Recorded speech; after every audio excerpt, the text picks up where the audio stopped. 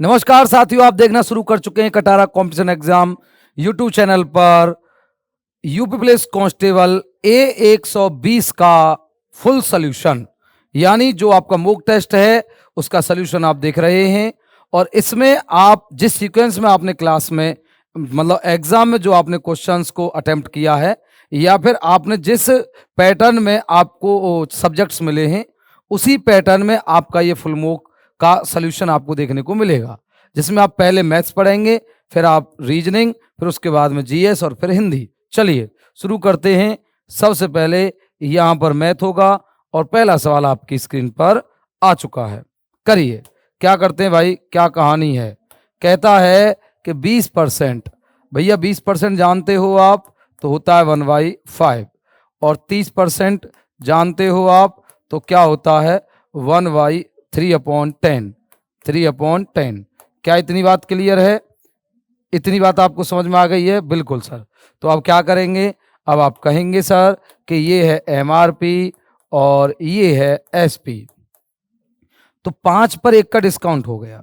बस ने 20 और 30 के दो ही तो डिस्काउंट दिए हैं, बहुत सीधा सा सवाल है। अब 5 पर 1 का डिस्काउंट 4 और 10 पर 3 का डिस्काउंट 7।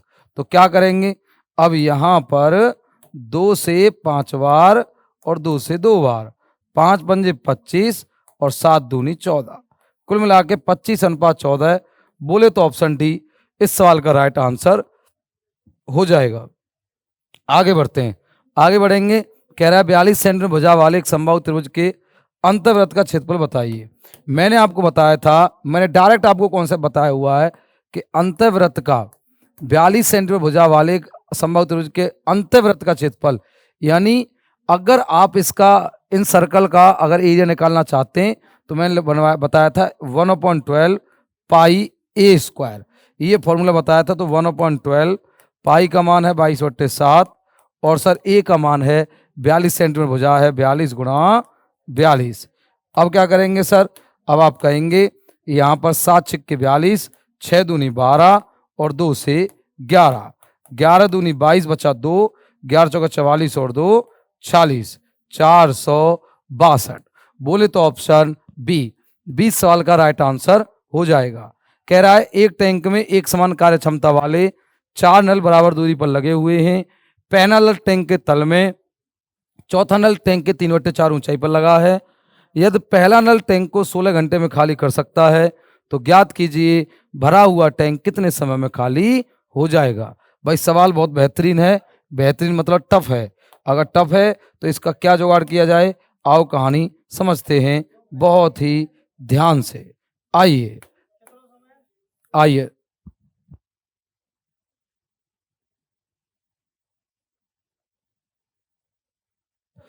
हाँ जी, चलिए बच्चों शुरू करते हैं कहानी। अगर यहाँ कहानी शुरू करेंगे तो मैंने क्या किया, अब उसने हमसे ये बोला है कितने नल थे। मैं इस बात को ना थोड़ा इधर ले जाता हूँ, मैं इसे इधर ले जाऊं, इसे इधर ले जाऊं, नहीं जा रहा है। ओके, ये नहीं जा रहा, ये नहीं जा रहा है भाई, चलो यहीं कर देते हैं। मैंने क्या बोला, मैंने आपको इतना बोला कि 4 नल हैं, ये 4 बराबर दूरी पर लगे हुए हैं। तो मैंने टंकी को ना ऐसे लाइन खींच दी है, ये लाइन खींच दी, फिर ये लाइन खींच दी,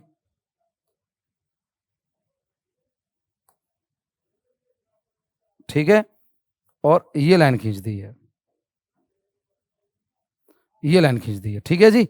अब मैंने 4 पार्ट बना दिए टंकी के, ठीक है, बना दिए। अब हुआ क्या है सर, अब हुआ ये है कि 4 नल बराबर दूरी पर लगे हुए हैं। पहला नल टैंक के तल में तथा चौथा नल टैंक के 3/4 ऊंचाई पर है। देखो, अगर मैं ये कहूं कि पहला नल यहां है, दूसरा यहां है, तीसरा यहां और चौथा, देखो उसने कहा पहला नल टैंक के तल में यहां लगा हुआ है, दूसरा यहां लगा हुआ है, तीसरा यहां लगा हुआ है, चौथा यहां लगा हुआ है। इस तरीके से पानी निकाल रहा है। अब मुझे एक बात बताओ, उसने हमसे बोला 4 नल हैं और 16 घंटे में पहला नल।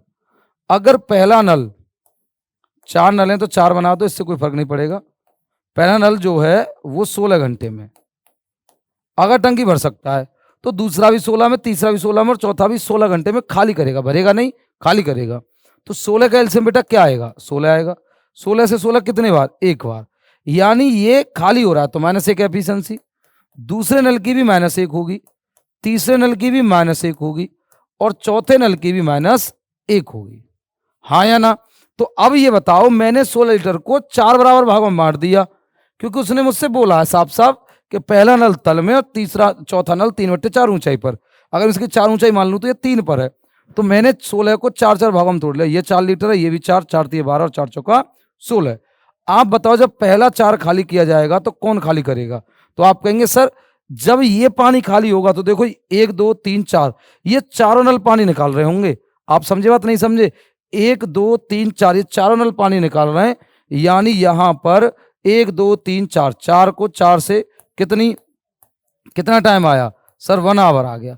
कितना टाइम आ गया? 1 आवर। दूसरा सर जो है वो इस 4 को कितने से, 4 को कितने से, तो आप कहेंगे सर 4 को दूसरा नल, जब दूसरा 4 खाली होगा तो देखो ये वाला, अब ये वाला यहां पानी निकाल रहा था, ये नहीं निकालेगा, ये 1 2 3 निकालेंगे, 3/4। 3/4 का मतलब है 3 1 3 प्लस 1, 4 हो गया।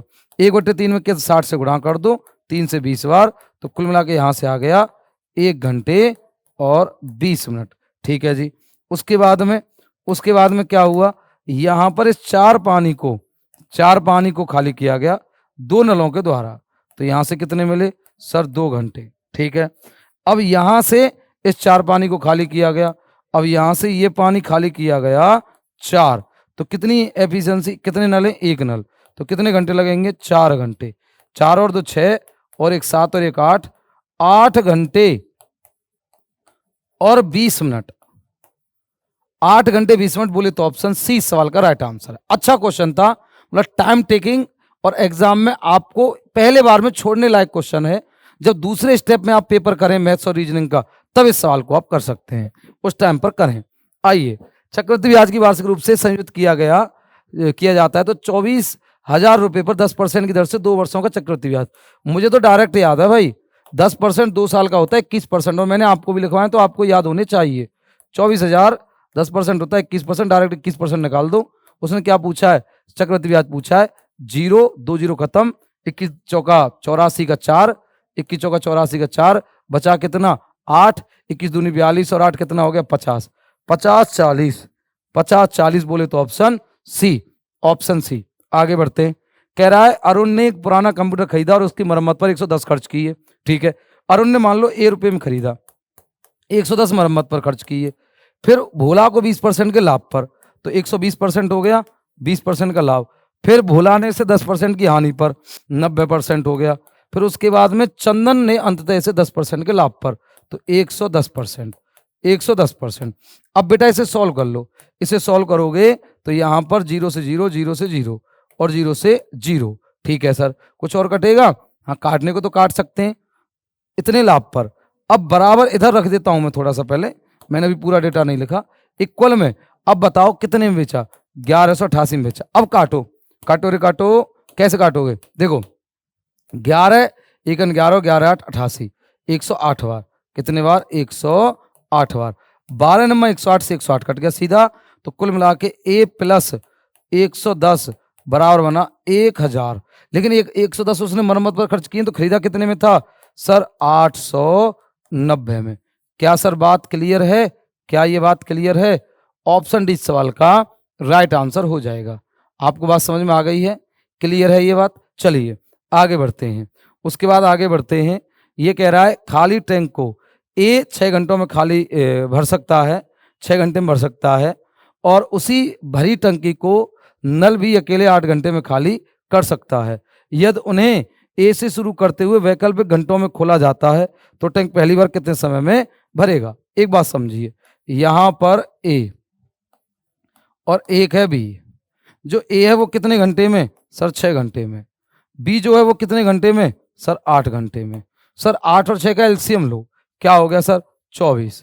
8 3 24, 3 की एफिशिएंसी भरता है और 6 चौका 24, ये 4 की एफिशिएंसी से भरता है, और ये जो है ना, ओहो, ये खाली करता है। ये 6 चौका 24, ये 4 की एफिशिएंसी से भरता है। अब क्या हुआ सर?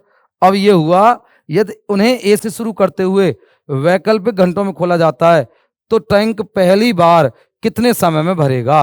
कौन भरेगा सर? उन्हें ए से शुरू करते हुए वैकल्पिक घंटों में खोला जाता है, तो टैंक पहली बार कितने समय में भरेगा? आप बताओ, ये जो है 4 भरेगा और ये 3 खाली करेगा, तो 2 घंटों में कितना पानी भर गया? 1। उसके बाद में 24 भरना है, 24 नहीं भरेंगे, 4 कम भरेंगे, ये कॉन्सेप्ट था। कुछ बच्चों ने 24 भर दिया होगा सीधा, लेकिन कितना भरोगे? 20, और 20 दूनी 40। 40 में कितना प्लस करोगे सर? अगले 1 मिनट में कितना पानी भर जाएगा? 4। ये हो जाएगा 24 और ये हो जाएगा 41। 41 मिनट में 24। बोले तो ऑप्शन डी। कुछ बच्चे इस ए पर फंस जाएंगे, सीधा 24 दूनी 48 कर देंगे, बात खत्म। आइए आगे। कह रहा है एक कंटेनर ए और बी मिश्रण से भरा है, 7:5 है। निकालने के बाद में 9 लीटर मिश्रण निकाल दिया, तब भी 7:5 रहेगा। 9 लीटर तरल भी डाल दिया गया, 7:9 हो गया। कितना? 4। 4 की वैल्यू, इसका मतलब क्या हुआ होगा? बी डाला गया 9 लीटर, 4 की वैल्यू 9 हो गई। 9 हो गई, तो बेटा मुझे इतना बताओ कि 1 की वैल्यू क्या हो जाएगी? 9/4। अब आप समझो, अब आप इतना भी समझो, कितना समझो कि यहां पर आपको इसकी 9 और 7 16 की वैल्यू निकालनी है। समझे नहीं समझे? आप गलती से यहां पर आप 12 की वैल्यू मत निकाल देना, क्योंकि ये तो 9 लीटर निकलने के पहले का है, मैंने क्लास में पढ़ाया हुआ है। 4 चौका 16 और 9 चौका 36। सर 36 लीटर हो गया। अब 36 लीटर की कहानी सुन लो। ये 36 लीटर है, 36 लीटर है। ये कितने की वैल्यू है? 7 और 5 12, क्योंकि उसने शुरुआत में पूछा है। और निकालना कौन है? ए की वैल्यू कितनी? 7। 12 तिया 36 और 7 तिया 21, 21 लीटर, 21 लीटर। क्या ये बात क्लियर है? क्या इतनी बात समझ में आई? ऑप्शन डी आपको क्लियर हो गया। चलिए आगे बढ़ते हैं। कह रहा 8वां, ए और बी,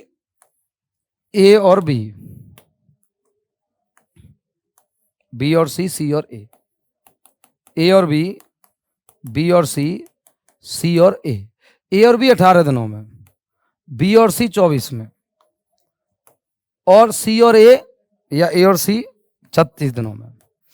18, 36 और 24 का एलसीएम 72 आ जाएगा। 36 से 2 बार, 24 से 3 बार, 18 से 4 बार, 4 और 3 7 और 2 9। ठीक है जी, ठीक है साहब। अब 9 को किसे करना है? एबीसी तीनों को। तो असल में एबीसी की एफिशिएंसी 9/2 नहीं हो जाएगी? तो बस हो गया काम। 72 काम को 9 से नहीं करना, 9 8 72 कर दो। कहीं कुछ बच्चे ये लगाएंगे 9/2, 9 8 72 और 8 दूनी 16। भाई 16 दिन हो जाएंगे, ऑप्शन सी। आगे बढ़ते हैं। कह रहा है एक चोर 8 बजे चोरी करता है और 50 की चाल से भागता है। दूसरा 65 की चाल से भागता है, 9:30 बजे चोरी करता है। 8 से 9 1.5 घंटा नहीं हो गया? और कितनी स्पीड से भागा है? 50 से, 1.5 घंटे तक। 2 से 25 और 25 दिया 75 किलोमीटर। अब ये 75 किलोमीटर आगे चल चुका है। अब 75 किलोमीटर को आप बताओ, एक जा रहा है 50 से और एक जा रहा है 65 से। तो 50 से और 65 से जा रहा है, तो मुझे बताओ 75 किलोमीटर को ही तो कवर करना होगा, लेकिन 50 से सेम डायरेक्शन में जा रहे हैं, तो रिलेटिव स्पीड काम करेगी। तो 50 और 65 का अंतर कितना है? 15। सर 50 और 65 का अंतर है 15, तो 15 से भगा दो इसे, 15 किलोमीटर पर आवर से किलोमीटर 15 से 5 बार, तो 5 घंटे निकल के आया। इसका मतलब जो पुलिस वाला है वो कितने घंटे भागेगा? 5 घंटे। थाने से कितनी दूरी पर पुलिस कर्मी चोर को पकड़ लेगा? पुलिसकर्मी भागेगा सर 65 से, और कितने घंटे? 5 घंटे। 25 2 5 ने 45 और 2 47, 475। कुछ गड़बड़ हुआ बेटा? 1 मिनट। हाँ 50 60 15, 8 से 9.5, पुलिसकर्मी 9.5 से 15, 15 15 75, 5 घंटे। अच्छा पुलिसकर्मी 65 से, ओ गुणा गलत कर रहा हूँ बस। 5 पंजे 25 बचा 2, 5 छक्के 30 और 2 32, 325 किलोमीटर। बोले तो ऑप्शन बी 20 साल का राइट आंसर है। आगे बढ़िए। कह रहा है S1 है, S2 है, और वे एक साथ कार्य करते हैं, तो कार्य को पूरा करने के लिए भुगतान 726 करते हैं। बहुत बढ़िया, कोई प्रॉब्लम नहीं है। S1 ने कितने दिनों में? 9 दिनों में। S2 ने कितने? 18 दिनों में। S3 अकेले 27 दिनों में। एलसीएम लो 54, 27 दूनी 54, 18 तिया 54, 9 छिक्के 54, 6 3 9। अब सुनो, इनका जो भुगतान है S1 S2 और S3, मैंने आपको बताया था जो करेगा जितना काम उसे मिलेगा उतना दाम। मतलब S1 ने काम 6 किया तो 6 दाम मिलेगा, S2 ने 3 किया तो 3 मिलेगा, S3 ने 2 किया तो 2 मिलेगा। या फिर मैंने ये भी समझाया था कि अगर एक साथ स्टार्ट होकर एक साथ खत्म होता है तो सारा खेल उनकी एफिशिएंसी का, क्योंकि टाइम कांस्टेंट है, तो जितनी उनकी एफिशिएंसी उतना ही उनका किए गया काम है, तो जो करेगा जितना काम उसे मिलेगा उतना दाम। ये हमने समझा। 6 और 3 9 और 2 11, और 11 की वैल्यू है सर 726। ठीक है सर, 11 छिक्के 66, 6 और 11 छिक्के 66, 66 गुना हो गया। S1 S2 एक साथ लिया गया, संयुक्त कितना है S2 और S3, 3 और 2 5, और 5 का 66 गुना, 5 छिक्के 30, 3 5 छिक्के 30 और 3 33, 330, 5 छिक्के 30 जीरो, और 5 छिक्के 30 और 3 33, 330। बोले तो ऑप्शन 20 सवाल का आंसर होगा। कह रहा है किसी शंकु की ऊंचाई और त्रिज्या, त्रिज्या जो है वो दोगुनी हो जाए और ऊंचाई भी दोगुनी हो जाए तो शंकु का आयतन, बेटा आप जानते हैं आयतन, मैंने आपको कई बार पढ़ाया है। शंकु का आयतन होता है 1/3 pi r square h, 1/3 pi r square h. मैं समझा रहा हूँ, वैसे समझाने का टाइम नहीं है, पर फिर भी 1/3 पाई कॉमन आ जाएगा। सारी कहानी R1 का स्क्वायर H1 और R2 का स्क्वायर H2 पर आधारित है। मतलब इसे स्क्वायर कर दो और बाकी आपको क्या मिल जाएगा, वॉल्यूम मिल जाएगा। तो ये तो रहेगा 1 2 दूनी 4 दूनी 8, तो कितना गुना हो जाएगा सर? आप कहेंगे 8 गुना, 8 टाइम्स, 8 गुना हो गया सर, 8 टाइम्स हो जाएगा। ऑप्शन 20 सवाल का राइट आंसर है। आगे बढ़ते हैं। 2020 में एक शहर की जनसंख्या 2 लाख थी। अच्छा 8% वार्षिक है, 8% वार्षिक का मतलब है 4 दूनी 8, 4 से कितने बार 25। ठीक है सर, अब क्या होगा, अब यहां पर 2 लाख है, 3 और 2 5। अब क्या हो गया, 2022 में शहर की जनसंख्या कितनी होगी? 25 और 2 27 बट्टे 25, 27 बट्टे में 25। अब क्या करोगे, 25 अट्ठे 200, 3 जीरो, और 25 थी 75, 5 और 25 दूनी 50, 20। अब क्या करोगे सर, 27 27 होता है 729, गुणा 32 करोगे, अच्छा 320 करोगे तो जीरो तो आएगी, और 2 नाम 18 या 32 नंबर जो भी आएगा, लेकिन क्या आएगा, 8 आएगा। अब 80 किस में दिख रहा है तुम्हें? एक ही ऑप्शन है, यानी 233 233 280, ऑप्शन बी 20 साल का राइट आंसर है। क्लियर है बात? आइए आगे बढ़ते हैं। 2/5, 3/7 और 4/9 का एलसीएम, तो 2 3 4 का अब एलसीएम लेना है, तो ऊपर वाली संख्याओं का एलसीएम ये बताया गया आपको, तो एलसीएम आ गया 12, एचसीएफ क्या आएगा 1, 12/1 मतलब 12 आंसर है। ये तो बहुत ही हलवा था भाई, बहुत आसान था। आगे बढ़ते हैं। कह रहे एक नाव धारा की दिशा में डाउन स्ट्रीम में, और एक धारा की विपरीत दिशा में, डाउन दिशा में 16 मिनट में, अप में 24 मिनट में। तो आप रेशियो बना दो, यहां पर आप रेशियो बनाएंगे टाइम का। सर टाइम क्या होगा, 8 दूनी 16 और 8 तिया 24, ये टाइम है सर। अगर ये स्पीड की बात करूं तो क्या हो जाएगा 3 2। अगर मैं यहां पर बात करूं बोट की और करंट की, और बात करूं उनकी स्पीड की, 3 और 2 5, और 3 से 2 गया तो 1, ये स्पीड है। अब मुझे बताओ शांत जल में नाव की चाल कितनी है? 15 किलोमीटर पर आवर, 5 तिया 15, तो धारा की चाल बताओ, 3 वहां कर दोगे 3 किलोमीटर पर आवर। क्लियर है भाई? क्वेश्चन नंबर 14 का यहां पर आंसर कितना है? सी। बहुत बढ़िया, चलिए आगे बढ़ते। करें घन की प्रतिभुजा 4 सेंटीमीटर है, तो घन की अगर बात करें क्यू की, क्यू का वॉल्यूम निकालना है, वॉल्यूम ही तो कह रहा है, ठीक है, ये हो जाएगा 4 का क्यू, 4 चौक 16 चौका 64। और क्यूबॉइड की बात करें, क्यूबॉइड का वॉल्यूम, क्यूबॉइड क्या होगा अगर बात करें क्यूबॉइड की, तो इसका वॉल्यूम निकालना है, तो क्या हो जाएगा 2 3 और 4, 4 3 12 और 12 दूनी 24। अंतर कितना है सर? 4 में 4 गए तो 0, और ये हो गया डिफरेंस 40 है जी। बी 20 सवाल का आंसर है। 4 3 12, 4 3 12 दूनी 24, बहुत बढ़िया। 64 24 का अंतर है 40। आगे बढ़ते हैं। एबीसी खरीदता है क्या है, 20 30 और 40% के लाभ पर बेचता है, तो 4 का ये हो गया एसपी 120% रेशियो, दूसरा क्या हो गया 3 का 30% का लाभ 130%, और चौथा हो गया 2 का 40% लाभ 140%। नहीं समझे? अरे बोलो, बहुत सीधी सी बात है। उसने एबीसी खरीदता है, 3 उत्पाद 20-30% के लाभ पर बेचता है, और क्रय मूल्य का रेशियो ये दे रखा है, विक्रय मूल्य का अनुपात पूछा है। परसेंट परसेंट परसेंट कॉमन, 0 0 और 0। ठीक है सर। अब उसके बाद में क्या हो गया, अब यहां पर कुछ कॉमन आ रहा है, अगर आ रहा है कॉमन तो ले लो, 12 चौका 48, मुझे नहीं लग रहा, 13 3 39 यहाँ कॉमन नहीं है, नहीं, और 14 दूनी 28, तो 48 39 28, 48 39 28 बोले तो ऑप्शन सी आंसर है भाई। बात समझे नहीं समझे? समझनी पड़ेगी। आगे आ जाओ। 21 क्रमागत संख्याओं का औसत कितना है? 53 है। अगर 21 संख्याएं तो मैंने आपको बढ़ाया था, गैप कितने होंगे? 20 होंगे सर। 20 गैप होंगे तो 10 गैप तो इधर होंगे, ठीक है सर, और 10 ही गैप इधर होंगे, हाँ या ना? अब अच्छा, नेचुरल नंबर में प्राप्त करते हैं, तो एक गैप जो होता है ना, एक गैप जो होगा वो 1 के बराबर होगा, तो 10 गैप में 1 के बराबर होगा, तो 10, 53 में से 10 माइनस कर दो तो संख्या क्या हो जाएगी? 43 हो जाएगी, छोटी। जो छोटी संख्या उसने पूछे, सबसे छोटी संख्या का मान बताओ, 43। क्या मेरी बात समझे? अगर 21 संख्या है तो गैप होंगे 20, और 20 गैप है तो 10 लेफ्ट में 10 राइट में, 10। अब एक का नेचुरल का गैप होता है 10 1 10, 10 11 कम कर दो 53 में से, कितना हो जाएगा? 43, 43। आगे आगे बढ़ेंगे।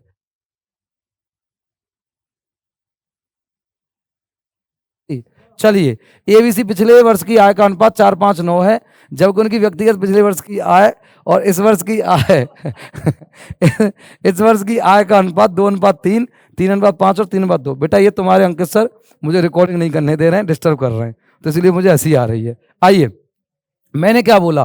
पिछले वर्ष। अगर लास्ट ईयर की बात बोले, अगर लास्ट ईयर की बात करें तो इनका एबीसी, एबीसी की बात कर रहे हैं लास्ट ईयर की, ए है, बी है और सी है, तो 4 5 और 9 है। चलो ठीक है, 4 5 9 है, कोई बात नहीं है, करेंगे एडजस्ट। उसने हमसे बोला कि उनके पिछले वर्ष के अनुपात 2 3 3 5 और 3 2 हैं। यदि उन सभी की वर्तमान आय का योगफल ये दे रखा है, तो बी की आय कितने रुपए है? एक बात बताओ, ये 2 की वैल्यू है 4 है, और तुम्हें किसकी निकालनी है? 3 की। अरे बहुत सुंदर, यहां 3 की वैल्यू कितनी है? 5 है, और वैल्यू कितनी निकालनी है? 5 की। यहां तुम्हें 3 की वैल्यू दे रखी है 9, और वैल्यू कितनी निकालनी है? 2 की। क्या ये समझे? मतलब ये सबके एबीसी के पिछले साल के थे, तो लास्ट ईयर से प्रेजेंट ईयर आ गए। क्यों आ गए सर? उसने बोला है वर्तमान आय का योगफल बताइए, तो अब आप इसे सॉल्व करो। देखो 3 है, यहां भी 3 है, यहां 2 है। अब मुझे क्या करना है? दरअसल मैं यहां पर एक काम कर दूं, इसे, किसे? इसे 2 से 4 को 2 बार काट दूं, ठीक है, काट दिया मैंने, और मैं यहां ऊपर नीचे 3 से गुणा कर दूं, बात बन जाएगी 3 3 3, तो 3 3 9 दूनी 18, 5 पंजे 25 और 9 दूनी 18, 18 18 कितना हो गया सर? 36 हो गया। 36 और कोई 25 मुझे बता दे तो बात बन जाए। 36 और 5 होता है जी 41, और ये हो गया 61। सर 61 की जो वैल्यू है ना, वो 122,000 है, 122,000, तो 61 दूनी 122, 2000 गुना हो गया। मुझे पूछा उसने बी की आय, बेटा बी की आय अगर निकालनी है तो 2000 गुना कर दो, 25 दूनी 50, आंसर हो गया 50,000, 50,000 हो गया है। क्या बात क्लियर है? चलिए आगे बढ़ते हैं, क्वेश्चन नंबर 19 की बात करते हैं। येलो और नीला रंग पसंद करने वाले छात्रों की संख्या का अंतर। येलो, ये तो इतना मजेदार क्वेश्चन है, तुम्हें तो ये ब्लैक एंड व्हाइट ही दिख रहा होगा, मुझे तो मजे आ गए। येलो पर येलो है और भैया ब्लू पर ब्लू है, और अंतर कितना है? मात्र 100। इससे हलवा कहीं मिलेगा तुम्हें? सुड़ुप करना है बस एग्जाम हॉल में। ये बिल्कुल सुड़ुप करने वाला क्वेश्चन था। येलो यहाँ पर 150 दे रखा है, येलो नीचे लिखा देख लेंगे आप, और ब्लू ब्लू नीचे लिखा देख लेंगे। डिफरेंस पूछा है 150 और 50 का डिफरेंस 100, खत्म, टाटा बाय बाय।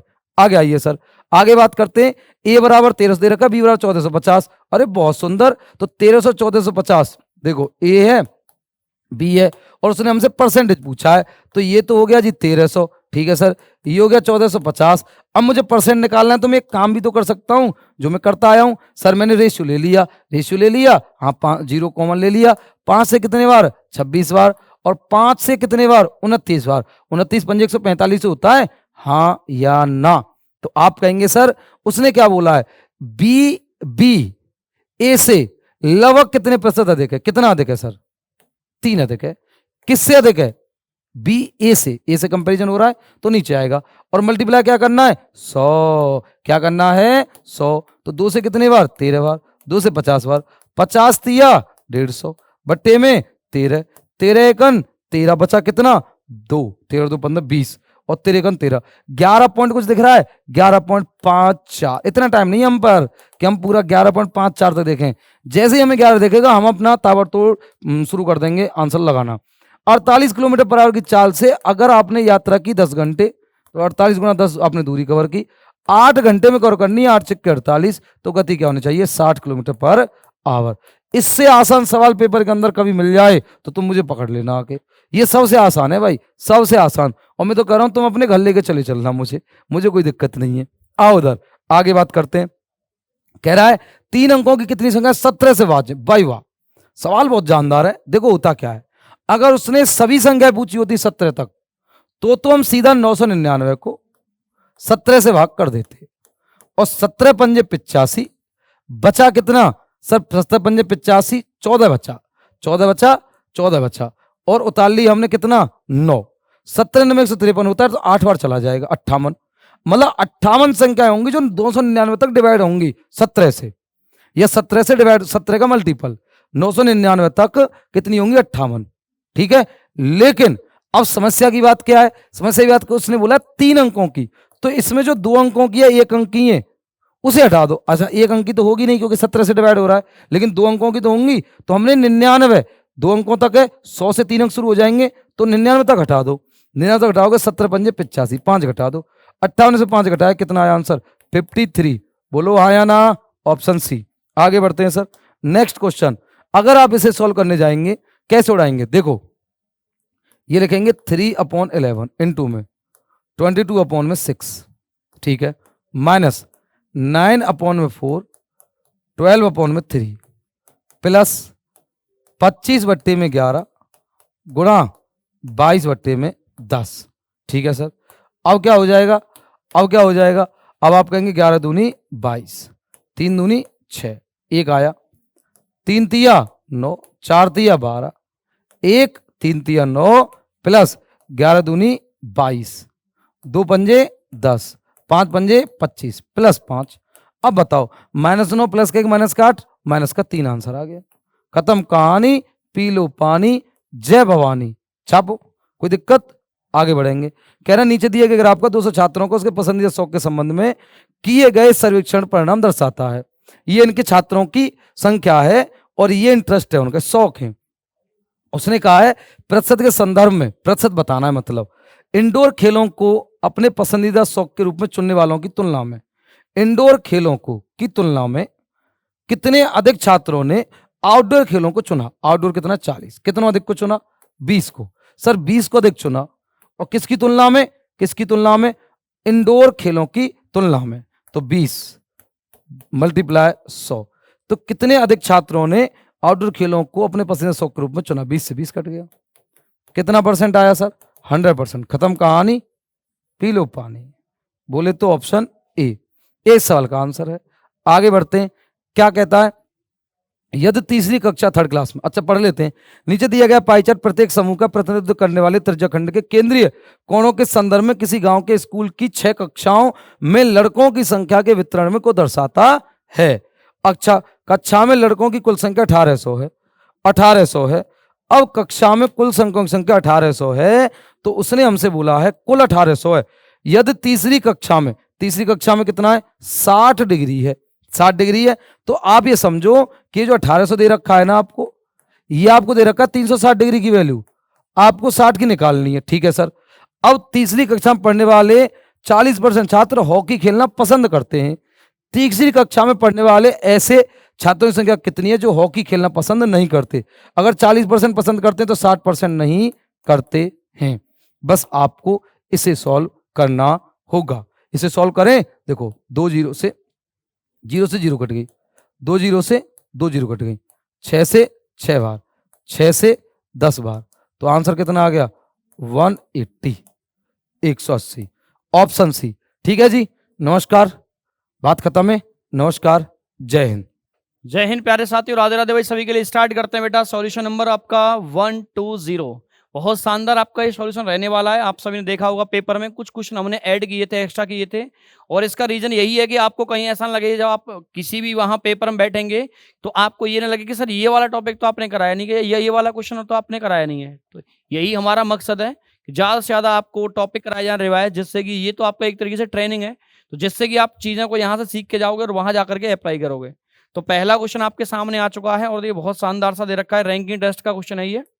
5 दोस्त हैं ABCD और ए, उनकी ऊंचाई के क्रम में खड़े हुए हैं, ठीक है जी, कोई दिक्कत नहीं है। बी जो है सी और ई की तुलना में लंबा है, यानी बी सी और ई की तुलना में है, लेकिन ये नहीं पता कि इन दोनों में बड़ा कौन सा है, ठीक है ना। B is the taller than C and E. C D की तुलना में लंबा है, जो सी है ना डी से लंबा है। अब डी से सी तो लंबा है लेकिन ई का नहीं पता अभी हमें। सी डी की तुलना में लंबा है और बी सबसे ऊंचा नहीं है। अब बी सबसे ऊंचा नहीं है तो भाई देखो सी आ गया, बी आ गया, डी आ गया, ई, तो अब यहां कौन रह गया भाई ए। अगर बी सबसे ऊंचा नहीं तो इसका अर्थ कौन होगा भाई, ए हो जाएगा सबसे ऊंचा इसके अकॉर्डिंग तो, ठीक है। अब इंग्लिश भी पढ़ लेते हैं। C is taller than D and B is not tallest regarding the given arrangement which of the following is correct. Incorrect आपको बताना है कि इनमें कौन सा गलत है। क्या ए डी से लंबा है, ए डी से लंबा है, बात तो करेक्ट है। सी डी से लंबा है, जो सी है डी से, ये भी करेक्ट है। बी डी से लंबा है, जो बी है डी, ये भी करेक्ट है। क्या बी ए से लंबा है, बी जो है ए से लंबा है, ये बात हमारी इनकरेक्ट है। यही हमारा आंसर है। तो राइट आंसर बनता है ऑप्शन नंबर डी करेक्ट। जिस तरीके से नाइटेंगल का बारवल से रिलेशन होता है, बुलबुल का कूंजना होता है, यानी इसकी आवाज साउंड को बेटा बारवल बोलते हैं या कूंजना बोल देते हैं। तो मेढक की जो आवाज है, चीखना तो होता नहीं, काऊ काऊ तो नहीं करता है, टर टर करता है मेढक। क्या करता है भाई, मेढक करता है आपका टर टर। क्लियर है, तो इसका आंसर ये हो जाता है। आप यहां देख रहे हैं सर कितने का अंतर है, 15 का है, यहाँ कितने का है, 30 का है, तो यहाँ कितने का होगा, 60 का डबल होता हुआ जा रहा है। कितने का, यहाँ 60 का, तो 60 के बाद भाई यहाँ कितने का आएगा, 120 का। 120 और 112 कितना हुआ, 232। कितना हुआ, 232। इसका करेक्ट आंसर है ऑप्शन नंबर ए हो जाता है करेक्ट आंसर। अगले वाले क्वेश्चन की बात कर लेते हैं। एक महिला की तरफ इशारा करते हुए विजय ने कहा, कहने वाला कौन है, विजय। विजय ने कहा वह भतीजी है। भतीजी का मीन्स केवल भतीजी नहीं, भांजी भी होता है, समझ लेना। इंग्लिश में एक ही वर्ड आता है दोनों के लिए, नीसी वर्ड आता है। वह भतीजी है मेरी, ठीक है, मेरी माँ की इकलौती बेटी।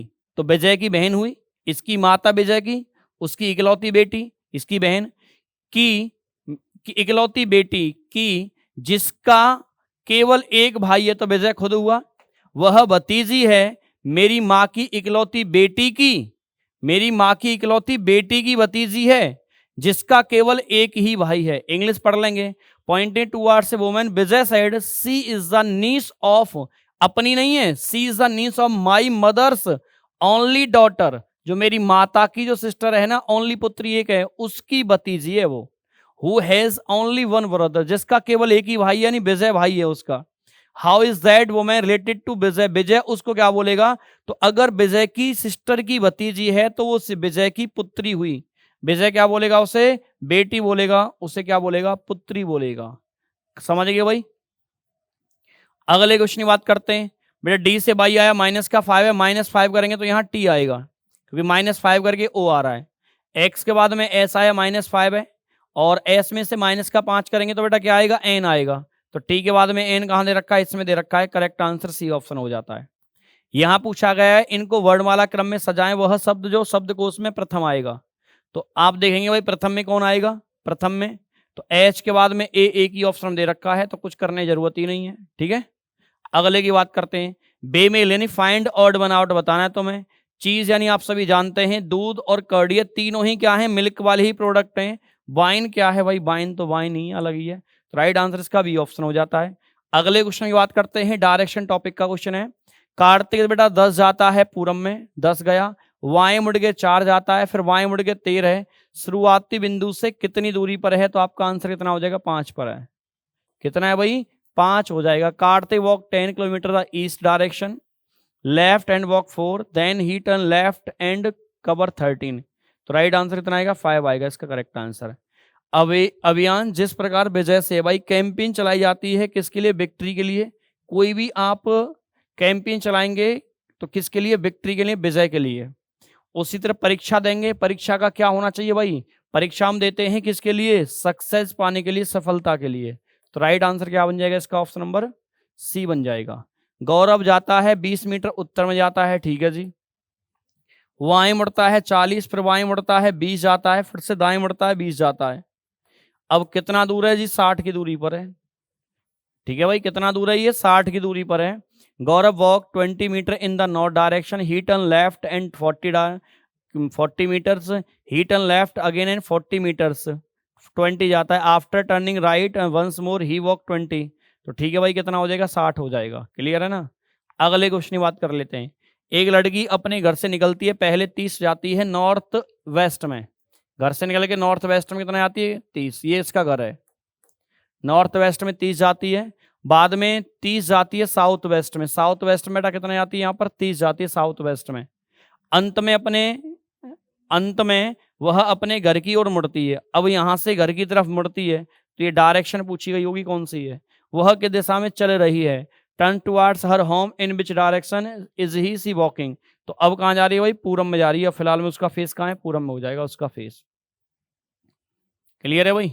चलो तो चलते हैं अगले क्वेश्चन तरफ। स्टेटमेंट वाला क्वेश्चन आ गया भाई। कथन है उम्मीदवारों के चुनाव लड़ने पर रोक लगा देनी चाहिए अगर कानून की अदालत में उनके खिलाफ आपराधिक आरोप लंबित है। तो ऐसे उम्मीदवार चुनाव नहीं लड़ने चाहिए जिनके खिलाफ कोई भी मुकदमा चल रहा है या कोई आरोप उन पर लगा हुआ है। जो कहाँ है? यहाँ दे रखा है, उनके खिलाफ आपराधिक आरोप लंबित है। हाँ, तर्क देना है तो मैं हाँ, ऐसे लोगों को चुनाव लड़ने नहीं देना चाहिए क्योंकि उन्होंने पहले से ही कानून का उल्लंघन किया। यदि वे चुने गए तो उल्लंघन तेज गति से जारी होंगे। तो ये बात तो सही है भाई, बन जाएंगे तो होंगे। लेकिन क्या बेटा यहाँ पर इसने बोला आरोप लंबित है, क्या यहाँ पर ये क्लियर हो गया है? कोर्ट ने सजा बोल दी है? क्या कोर्ट ने साबित कर दिया है कि आरोपी हैं, इन्होंने कोई भी एक क्राइम किया है? तो यहाँ आरोप लंबित है। तो ऐसे बहुत सारे आरोप लग जाते हैं जो बिल्कुल झूठे फर्जी होते हैं, तो ऐसे भी व्यक्ति को भी रोकना गलत हो जाएगा ना। तो ये पहला वाला इसके अंदर, ये बी का यानी ये इसके अंदर नहीं है, ठीक है। अगर हाँ, कोर्ट ने अगर सजा बोल दी जाती तो हम मान लेते वो आरोपी है, यानी उसने क्राइम किया है। तो अभी यहाँ पर क्लियर नहीं है क्राइम किया है कि नहीं किया है, ये बोला है कि उसके खिलाफ आरोप है, बस इतना है। नहीं, वे संबंधित राजनीतिक दलों द्वारा चुनाव लड़ने के लिए अधिकृत हैं। ऐसा कोई लॉजिक यहाँ है नहीं, कोई ये तर्क वाली बात नहीं है। दोनों के दोनों यहाँ गलत हो जाते हैं। Neither first strong nor second strong. Correct answer क्या होता है? ऑप्शन नंबर डी हो जाता है इसका सही आंसर। कोई पेन सिक्का नहीं है, पेन और सिक्के का मिलन होगा नहीं क्योंकि प्रॉपर वैल्यू 100 नहीं है, तो मर्ज नहीं होने देगा। पहला वाला गलत है। और नेगेटिव बी आर क्या देखना था हमें?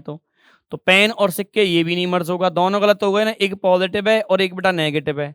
एक नो का केस है, एक कौन सा केस है? सम का केस है। तो इन दोनों में आयदर और बन जाता है। और जब सब्जेक्ट प्रेडिकेट भी सेम हो और क्या वैल्यू हो इसमें, नो और सम का केस हो, दोनों में आयदर और का केस बन जाता है।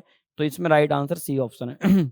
एक लड़की का परिचय कराते हुए अमित ने कहा, यह लड़की अमित कहता है यह लड़की मेरी माँ के पोते, यानी अमित कह रहा है मेरी माता के पोते, यानी मेरी माता का पुत्र उसकी भी पुत्री की पत्नी है। तो अमित का उस लड़की से, लड़की का क्या ससुर बन जाएगा भाई? ये क्या बन जाएगा इसका? ये ससुर बन जाएगा, क्योंकि अमित की माता और माता के पोते का मीन्स इसका भी पुत्र हो सकता है, इसके भाई का भी पुत्र हो सकता है, कि यहाँ पुत्र आ गया, उसकी वो पत्नी है, तो ये ससुर ही बनेगा ना हर तरीके से।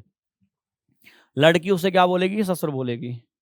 अगले क्वेश्चन की, यदि आने वाले कल के बाद का दिन, तो एक तो आने वाला कल, एक बाद, 2 दिन तो ये हो गए। रविवार है तो बीते हुए कल ये हो गया।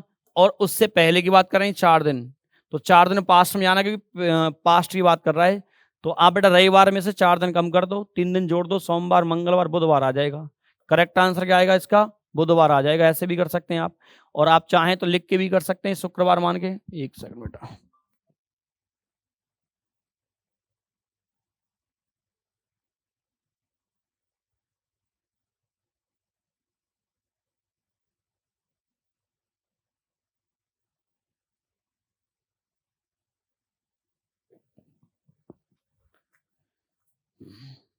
ठीक है भाई, चलते हैं। अब देखो अगला क्वेश्चन है, यहां पर पूछा गया, आप देख रहे हैं यहां पर क्या है? डायरेक्ट कोडिंग है ये। पी और पी का कोड यहां से निकाल लेंगे, कितना आएगा भाई? 3 आएगा। आई का कोड यहां से निकाल लेंगे, कितना आएगा? 1 आएगा। डबल एल का कोड कितना है भाई? 8 और 8 है। अब देखो ई का कितना है? 2 है। अब देखो आर का कितना है? 6 है। 318826 करेक्ट आंसर ये हो जाएगा। अगर हम चेक करना चाहें तो देखो एल है और एल का कोड कितना है, यहाँ 8 है, देखो यहाँ भी एल है। आई का देखो 1 है तो यहाँ भी 1 है, तो राइट आंसर क्या हुआ इसका, ऑप्शन नंबर सी हुआ। अगले की बात करते हैं, एल से आई माइनस का 3, ए से एक्स माइनस 3, एम से जे आया माइनस का 3, पी से एम आया माइनस का 3, तो एफ से माइनस का 3 करेंगे बेटा सी आएगा, सब में है। आई से माइनस 3 करेंगे तो एफ आएगा, एफ इन दोनों में है। एस में से माइनस 3 करेंगे पी आएगा, क्यों नहीं आएगा। राइट आंसर क्या बन जाता है इसका, ऑप्शन नंबर सी बन जाता है इसका राइट आंसर। अगले यहां फाइंड आउट बनवाउट बताना है, रिवल प्रतिद्वंदी और ऑपोनेंट यानी विरोधी, शत्रु, ये तीनों ही भाई सब नेगेटिव हैं और ये हमारा क्या है, मित्र होते हैं अच्छे के लिए। राइट आंसर ये हो जाएगा। अब देखो इसकी बात कर लेते हैं भाई। तो देखो बेटा यहाँ क्या हो रहा है कि इन दोनों का जो सम है, कितने का अंतर है इसमें, सम कितना है भाई 12, तो इन दोनों में कितने का अंतर है 12 का ही। इसका सम कितना है 12, इन दोनों में डिफरेंस कितने का है 12 का। इन दोनों का सम कितना है 10 का, और यहाँ अंतर कितने का है, बहुत ज्यादा का है। 8 और 4 यहाँ 12 है, तो अंतर कितने का है 84 में 12 ऐड करेंगे 96, तो बाकी 3 तो हो गए सेम, डिजिटल सम लगा करके अंतर उतने के बराबर आ रहा है। बाकी डी में ऐसा कुछ है नहीं, तो राइट आंसर क्या बन जाएगा, डी बन जाएगा। फाइंड आउट बना आउट में क्लियर है भाई। अगले की बात करते हैं, इसको लगाना है शब्दकोश में। ए एम सब में है नहीं सर, इसमें नहीं आ रहा, ए एन आ रहा है यहाँ पर, यहाँ भी ए एन आई एम, और यहाँ ए है और यहाँ भी ए है, यहाँ एल है, यहाँ टी, तो सबसे आखिरी में 4 वाला आना चाहिए। आखिरी में अगर 4 आएगा तो ये भी ट्रिक हमारी काम करेगी, तो आंसर ये बन जाएगा भाई। उससे पहले क्या आएगा 5 आएगा, और देख लो भाई इन तीनों में पहले कौन है, ए एम बी आई जी है, और वहां जी है, यू है, आई है, तो यानी 3 से स्टार्टिंग होगी, 2 आएगा फिर 1 आएगा। राइट आंसर क्या है, सी ऑप्शन हो जाता है। देखो भाई सी से क्या आया डी, और डी से ई, और ई से क्या आएगा भाई एफ आएगा। अब एफ ए घटेगा, ए से बी से सी, और सी से क्या आएगा भाई डी आएगा। डी अगर आता है तो ये भी हटेगा और ये भी हटेगा। राइट आंसर ये हो गया। टी से टी, टी और टी समान चल रहा है, तो राइट आंसर क्या आएगा भाई, बी ऑप्शन आएगा। अगले की बात कर लेते हैं, 5 का डबल प्लस का 1, 11 का डबल प्लस का 2, 24 का डबल प्लस का 3, 51 का डबल 102 प्लस का 4, इसका डबल बेटा कितना हुआ 212 प्लस 5 217 हो जाएगा। यानी डबल तो करना ही करना है, और 1 2 3 4 5 इस तरीके से ऐड भी करने हैं। अगली बात कर लेते हैं, मंच पर एक पुरुष को दिखाते हुए रीता ने कहा, वह मेरे पति, रीता के पति की पत्नी रीता खुद हुई, की पुत्री, रीता की पुत्री का भाई है तो रीता का ही तो पुत्र हुआ। मंच पर उपस्थित उस पुरुष का रीता उसे क्या बोलेगी, तो रीता का बेटा ये पुत्र हुआ। Pointing to a man on the stage Rita said, he is the brother of my husband's wife's daughter, यानी मेरे हस्बैंड की पत्नी में खुद हुई की डॉटर की पुत्री, यानी इसकी पुत्री का भाई है तो इसका ही पुत्र हुआ। अगले की बात कर लेते हैं, यहां बोला है from the option choose the word that can not be formed using the letter of the given word, विकल्पों में से वह शब्द चुनिए जो शब्द के अक्षरों का प्रयोग करके नहीं बनाया जा सकता। तो वही नहीं बनेगा जो सबसे डिफरेंट होगा, जो सबसे अलग आएगा। तो CANC, भाई ए नहीं दे रखा है इसमें कहीं भी, ए है कहीं भी नहीं, तो ये आंसर बाकी सब दे रखे हैं, ई है, आई है, टी है, सब दे रखे हैं, तो ए इंटेलिजेंस के अंदर नहीं आता। आगे है सी का कोड 3 है, DASH, एस है 27 होता है, 1 28 और 4 बेटा 32, तो यहाँ 4 और 1 5 और 14 19 और 3 22 और 5 कितना हुआ 27, इनका सम करना है, तो राइट आंसर ये बन जाएगा भाई। अगले की बात कर लेते हैं भाई, तो माइनस का अर्थ है गुणा करना, गुणा लगा दिया, प्लस का अर्थ है घटाना, और इंटू इंटू इंटू का अर्थ है डिवाइड करना, और डिवाइड का अर्थ है प्लस करना। तो यहाँ डिवाइड किया 2 मिलेगा, और यहाँ कितना है भाई माइनस का 2 है, और ये प्लस का 5 है, तो यहाँ मिला तो मैं 3, और यहाँ कितना है 45 और 3 जोड़ दो भाई 48, इसका करेक्ट आंसर हो जाता है। अगले की बात कर लेते हैं, देखो भाई यहाँ से 4 आया, 7 आया और 9 आया, 5 आया, 9 आया और 2 आया, 9 आया तुम्हारा, 6 आया और 5 आया, यहाँ 6 आएगा, 8 आएगा और लास्ट में 2 आएगा, 6 8 2 6 8 2। तो ये किसी पैटर्न पर सॉल्व किए जाते हैं, उसी पैटर्न को फॉलो करते हुए, पढ़ते हुए, समझते हुए आंसर देना है, तो बी आंसर इसका हो जाता है राइट। अगला क्वेश्चन तुम्हें दे रखा है भाई, देख लेते हैं। इन दोनों का जो अंतर है वो 8 का है, उसका डबल कर देंगे 16। इन दोनों का अंतर बेटा 4 का है, 4 का डबल कर देंगे तो 8। इन दोनों में अंतर लेके उसका डबल करना है, तो यहाँ 30 रख लो भाई, 30 और 10 का अंतर 20, और 20 का डबल कितना होता है 40, तो राइट आंसर कितना आएगा इसका? 30 आ जाएगा। डिफरेंस लेके डबल करना उसका। यदि पूर्व को उत्तर कहा जाए, भाई साहब ये बोला गया पूर्व, ये रहा पूर्व को उत्तर बोला गया है, पश्चिम को दक्षिण, पश्चिम को दक्षिण कहा जाए, आगे यही क्रम जारी रहे, तो किस दिशा को उत्तर, किस दिशा को उत्तर कहा जाएगा? शब्दों पर ध्यान देना।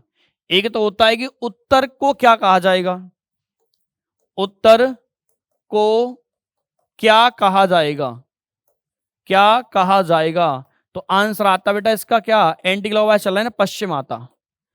लेकिन यहां बोला है वो कौन सी दिशा होगी जिसे आप उत्तर कहेंगे, तो बेटा पूरब होगी। मुझे पता है आपने लगाया होगा पश्चिम, खुश हो रहे होंगे, लेकिन आंसर इसका बेटा पूरब है। और आप कमेंट भी करेंगे बहुत सारे बच्चे, सर क्वेश्चन नंबर 54 देख लेना एक बार, देख लिया मैंने अभी, ठीक है।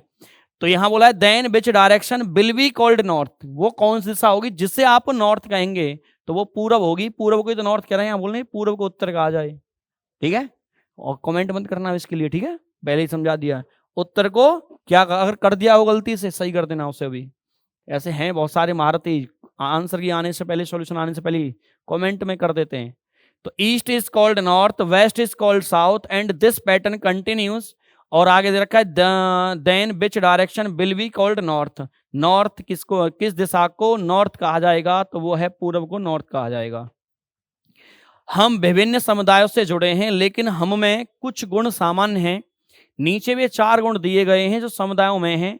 निम्नलिखित में से कौन सा गुण एक अच्छा समुदाय बनाने में मदद करता है? समुदाय के सदस्य अपने स्वयं के धर्म में निर्धारित लक्ष्यों की दिशा में काम करें, एकता के साथ विभिन्न रीति रिवाजों और परंपराओं का जश्न मनाएं, अपनी भोजन आदतों को बनाए रखें, न कि उनको परस्पर मिलाएं, उन्हें हतोत्साहित को, ये दोनों तो नेगेटिव है ही क्लियर देखते ही। यहां अपने की बात कर रहा है लक्ष्यों को, तो ये थोड़ा सा एकता की भावना नहीं आती है, समुदाय की भावना नहीं आती है। एकता के साथ विभिन्न रीति रिवाजों और परंपराओं का जश्न मनाएं, ये बात करेक्ट है। अपने आप में खुश रहें, मस्त रहें एकदम, ठीक है। यहां आप पूछ रहे हैं ट्रायंगल, आप जानते हैं 1 2 3 4 8, बेटा यहां 8, यहां 8, यहां 8 के बाद बेटा एक इधर से बनेगा, एक इधर से बनेगा, एक इधर से, एक इधर से, 24 और 4 28, इसका करेक्ट आंसर बन जाता है ये। अगला दिल्ली श्रीलंका एशिया, आप जानते हैं श्रीलंका एशिया के अंदर आता है, दिल्ली भी एशिया के अंदर आता है, और दोनों ही आते हैं। तो राइट आंसर क्या बन जाएगा इसका? ऑप्शन नंबर बी बन जाएगा। यहां पूछा है इसको फिल करना है भाई, यहां पहले एक सर्कल बन के आएगा इस तरीके से, यहां है नहीं है, डायरेक्शन गलत है, इन दोनों में से एक होगा। और बेटा और ये ऐसे बनेगा स्ट्रेट लाइन, सर इस दोनों में है, लेकिन यहां से बाहर की तरफ लाइन जाएगी, कोई जाएगी सर, जाएगी। आप इसको ऐसे बनाएंगे और यहां ऐसे कनेक्ट कर देंगे, ये है या ये है, ये भाई साहब बात बिगाड़ रहा है। तो राइट आंसर क्या बना रहा है? Option number A. अगला है बिना सेंसर किए या स्वयं सेंसर किए गए टेलीविजन कार्यक्रमों में हिंसा की दर बहुत अधिक होती है। हाँ, बात तो क्लियर है, जहां मारपीट लड़ाई ज्यादा होती है उन्हीं को बच्चे देखते हैं, जो शायद बच्चों के लिए उचित नहीं है। बच्चों को इन अयोग्य सोच को नहीं देखना चाहिए। इसके लिए निम्नलिखित में से किस कार्यवाही द्वारा रोका जा सकता है जिससे बच्चे न देखें, सुधरें और सारी चीज देख भी रहे हैं तो सही। सरकार को सही बच्चों को टेलीविजन देखने का रोकना। भाई देखो, इतना एक साथ एक्शन जो लेना ना अपने आप में नेगेटिव होता है, ये हमारा सही एक्शन नहीं होता है कि हम एक साथ किसी चीज को बंद करा दें। अब बंद करने से ऐसा थोड़ी है कि हर चीज हम नेगेटिव भी लें, कुछ चीजें ऐसी भी होती हैं बच्चे यहाँ से अवेयर भी होते हैं।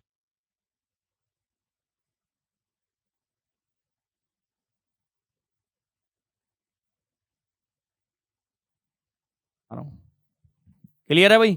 सरकार को सही बच्चों को टेलीविजन देखने से रोक देना चाहिए, तो ये वाला एक्शन तो बहुत अलग ही हो जाएगा। हर चीज को आप रोक ही देंगे तो इसके पीछे एक तरह की ये भी लग जाता है कि यानी कि हम बिल्कुल रोक ही रहे हैं, तो अवेयरनेस, वो सारी चीजें जैसे कि आप दुनिया के बारे में जानते हैं, तो उसका भी एक रीजन टीवी होता है, ठीक है। अगले की बात कर लेते हैं। स्क्रीन पर दिखाई जाने वाली हिंसा के प्रभाव के बारे में माता पिता को अपने बच्चों को समझाना चाहिए, बात तो क्लियर है। बच्चों को केवल, देखो यहाँ केवल शब्द आने से चीजें सही नहीं बनती हैं। कोई आप कहेंगे सर यही एक तरीका है इसे सारी चीजें सुधारने का, नहीं हो सकता भाई। जितनी कोई भी चीज गंभीर है उसके बहुत सारे ऑप्शन हो सकते हैं सही करने के, केवल से ही मैं गलत कर सकता हूं इसे। केवल माता पिता की उपस्थिति में देखें, अब ऐसा मान लो किसी के माता पिता नहीं है तो वो तो टेलीविजन देखेगा ही नहीं, इसलिए ना केवल माता पिता हो तब देखो आप। तो इसका अर्थ है कि कोई ऐसा बच्चा है जो माता पिता के साथ नहीं रहता या है नहीं है, तो वो तो देख ही नहीं पाएगा भाई साहब, टीवी से वंचित रह गया वो तो। सभी टेलीविजन निर्माताओं को केवल बाल उपयोगी विषय वस्तुओं का निर्माण करने की अनुमति देनी चाहिए। यानी कि बिल्कुल बाल वाली अगर देते हैं तो जो थोड़े से यंग हैं, उससे भी ज्यादा हैं, उनके लिए तो कुछ है ही नहीं। फिर तो ये तो अपने आप में गलत हो जाएगा। तो ज्यादा बेटर आंसर जो भी है हमारा ऑप्शन नंबर बी है। अगले की बात कर लेते हैं भाई। देखो बेटा, यहां एक कट है और ये कट ऐसे, देखो ऐसे है, एक कट यहां है ना, तो ये यहां पर भी आएगा, ये ऐसे आएगा, ये सर्कल तो बनेगा नहीं और ना स्क्वायर बनेगा, ट्रायंगल का भी बनेगा नहीं। तो ये बेटा ये वाली आकृति बन के आएगी, जिसे हम कहते हैं इस तरीके से, ऐसे ऐसे ऐसे। तो ये आपका ऑक्टागन बना हुआ है, ऐसे ऐसे, फिर आपका इस तरीके से बना हुआ है, ऐसे ऐसे इस तरीके से। तो राइट आंसर जो बनावट है जो है वो क्या है, ऑप्शन नंबर डी में है। ये तो हो ही नहीं सकता। देखो भाई, यहां पर लगाया गया, तो ये जो डार्क है ना, ये डार्क यहां आएगा और लाइन ऐसे जाएगी और ऐसे दिखेगा तुम्हें ये इस तरीके से। अब देख लो आप, ये तो गलत है सर, ये भी नाइंसाफी हो रही है। ये सही है लेकिन डार्क पहले आना चाहिए यहां इस जगह पर, ये गलत है। राइट आंसर क्या बनेगा, ऑप्शन नंबर ए बन जाएगा इसका। ठीक है, कौन सी आकृति उसके सही प्रतिबिंब बनाएगी, तो ये बनाएगी। अरुणा को एहसास हुआ है कि उसके पड़ोसी का बच्चा जो उसकी 3 साल की बेटी के साथ खेलने के लिए आता है वह बधिर और उसको बागदोश यानी कि बहरा, बधिर का मीन्स ऐसा मतलब सुनने में दिक्कत है, उसे सुन नहीं पाता है और भाई साहब बोल भी नहीं पाता है। बोलने में भी दिक्कत है और सुनने में भी दिक्कत है, और उसकी बच्ची के साथ खेलने आता है, जिसका नाम अरुणा है, उसकी बच्ची के साथ। अरुणा की निम्नलिखित में से किस क्रिया द्वारा उसे अपने पड़ोसी के बच्चे के प्रति संवेदनशील माना जाएगा, कि ये क्या काम करे जिससे कि आपको माना जाएगा कि हाँ संवेदनशील है उसको लेकर के, और क्या है, बिल्कुल सही है। तो अरुणा ने अपने पड़ोसी से अपने बच्चे को स्पीच थेरेपिस्ट के पास ले जाने का अनुरोध किया। कहां कर दिया, ये तो गलत है, किया कहां कर दिया। अरुणा ने अपने पड़ोसी से अपने बच्चे को स्पीच थेरेपिस्ट के पास ले जाने का अनुरोध किया, कहां कर दिया, गलत है ये तो। अरुणा अपने पड़ोसी के बच्चे के साथ वैसा ही व्यवहार करती है जैसा कि वह अन्य बच्चों के साथ करती है, ये बात तो ठीक है। अगर ये करेगी तो थोड़ा सा सही लगेगा, उसे ऐसा ना हो कि ये कहेगी ये बच्चा बोलता नहीं है, सुन नहीं पाता है, तो उसे इग्नोर करेगी तो गलत हो जाएगा। अगला, अरुणा ने अपने 3 वर्ष के बच्चे को अपने पड़ोसी की बेटी से ये गलत है ना, दूर रखना। तो अरुणा ने अपनी बेटी को एक सामान्य बच्चा बनाने के लिए भगवान का शुक्रिया, अरे ये भी गलत हो जाएगा कि हाँ आप शुक्रिया, ये वाली चीज सही है ना। तो बच्चे के प्रति हमें देखना है संवेदनशील कैसे माना जाएगा, तो आप वैसा ही व्यवहार करें जैसे कि आप और बच्चों के साथ करते हैं, तो करेक्ट आंसर है। अच्छा, कोई बच्चा ए मत लगाना, ठीक है, उससे ये नहीं कहा कि वो ऐड क्या करे जिससे वो सही हो जाए, ऐसा कुछ नहीं मांगा गया है, एक केवल व्यवहार के प्रति पूछा गया है, संवेदनशील होना चाहिए। आकृति में कितने ट्रायंगल हैं भाई, 1 2 3 6 यहाँ और 6 यहाँ, और 6 और 6 12। एक सार्वजनिक क्षेत्र में अचानक भीषण आग लगने के दौरान पुलिस इसमें से इस एक को छोड़कर अन्य सभी के लिए जिम्मेदार है। घटना स्थल के आसपास खड़े लोगों की सुरक्षा करना, यह भी जिम्मेदार है। अगर मान लो कोई दिक्कत हो जाती है तो पुलिस की जिम्मेदारी रहेगी। ठीक है, और क्या दे रखा है भाई, आगे दे रखा है अग्निशमन विभाग के उपकरण, हाँ उनकी सुरक्षा भी करनी पड़ेगी, जो भी इक्विपमेंट वहां पर आए हुए हैं फायर ब्रिगेड वाले। गैर आपातकालीन ट्रैफिक को पुनः व्यवस्थित करना, यह भी उसकी जिम्मेदारी है। फोटो क्लिक करने में फोटोग्राफर्स की मदद करना, अरे वाह, ये पुलिस का काम है कि हाँ भाई चलो फोटो खींचो, हम तो आपकी मदद करेंगे, जल्दी खींचो। अगला दे रखा है बेड का कोड क्या होगा, तो भाई बेड तो यहाँ पर है नहीं है, BAD दे नहीं रखा, BAD यहाँ भी नहीं दे रखा, तो यहाँ दे रखा है एक बार, तो कोड भी एक बार है, तो आंसर भी एक बार आएगा। SAB यहाँ भी है, यहाँ भी, तो ऐसे भी तो हो नहीं सकता। SIP दोनों में, ये भी नहीं हो सकता। CAT एक ही बार दे रखा है, तो करेक्टली आंसर क्या बनेगा, CAT बन जाएगा। क्या बन जाएगा भाई इसका, CAT बन जाएगा। अगले क्वेश्चन की बात कर लेते हैं। 9 × 5 करेंगे 45 बनेगा, -9 करेंगे 36, 7 × बेटा 6 करेंगे 42 बनेगा, -6 करेंगे 36, 9 × 4 करेंगे 36 बनेगा, माइनस का 4 कर देंगे, इसको माइनस करना है, तो 32 इसका आंसर बन जाएगा।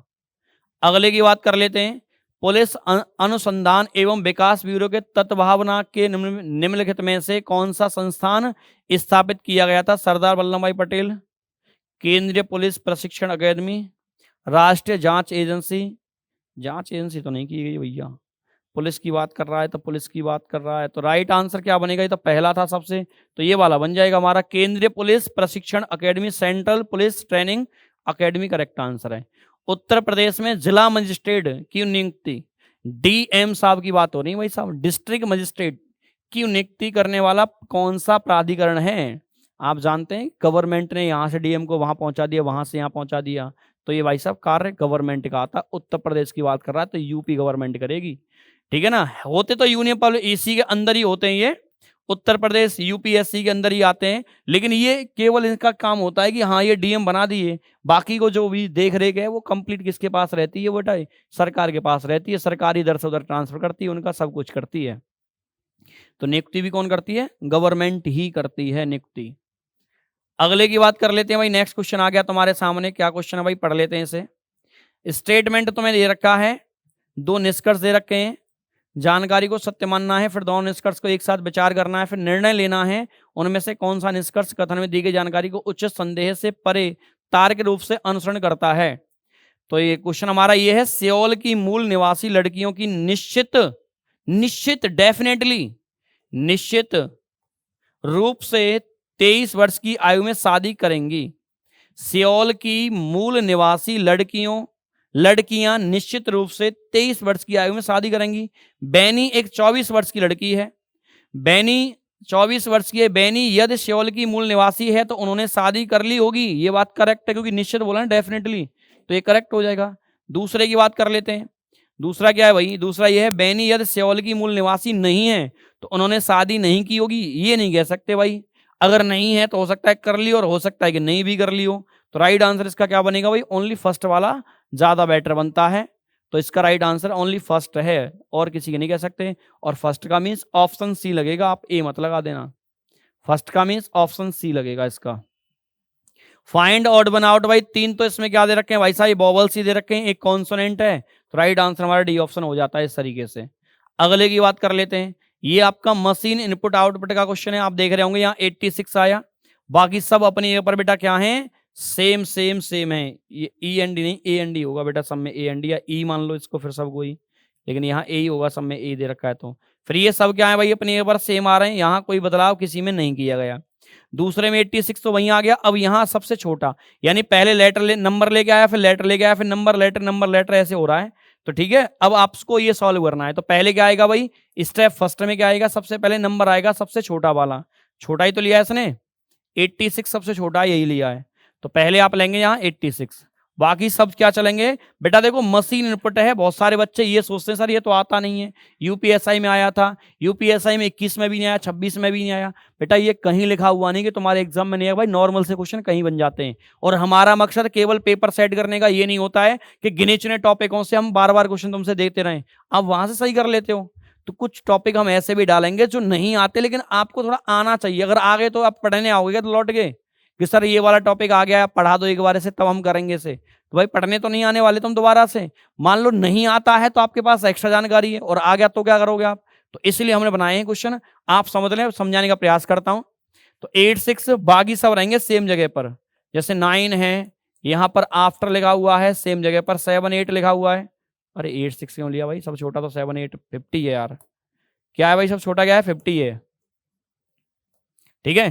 तो 50 है सब छोटा, तो इसके बाद बेटा 86 आएगा, फिर ऐसी बात है। तो 86 आएगा, फिर 90 है ये, आफ्टर है 7 8 है ये, देन है ये, और 80 है, 50 आगे चला गया, देर आएगा इसके बाद, ठीक है ना। पूरा सॉल्व करके दिखाता हूं मैं तुम्हें।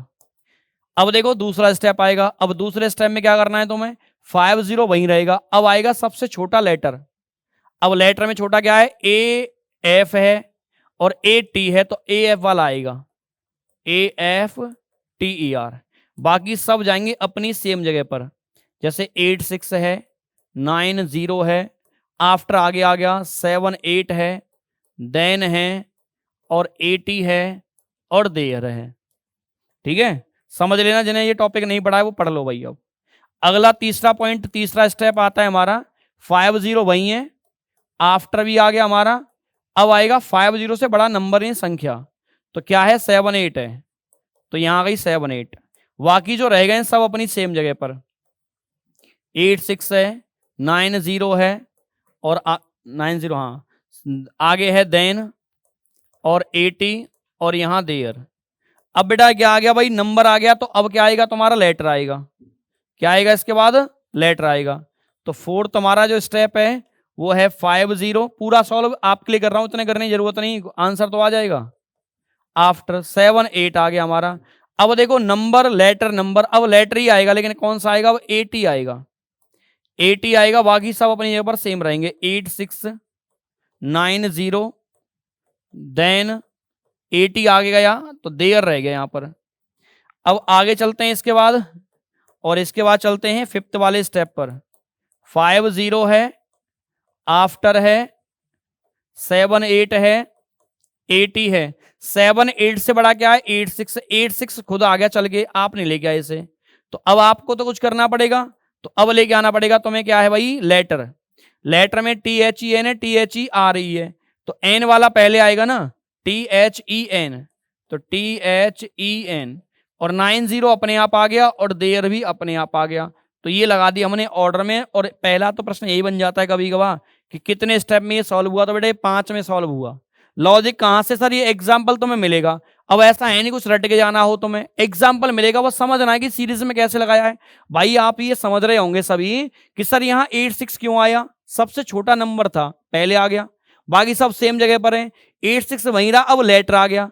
तो आप देखो लास्ट में जाकर के 8 6 से बड़ा ये, उससे बड़ा ये, उससे बड़ा ये, लेटर में ये छोटा, इससे बड़ा, इससे बड़ा, उससे बड़ा, लगा दिया ऑर्डर में।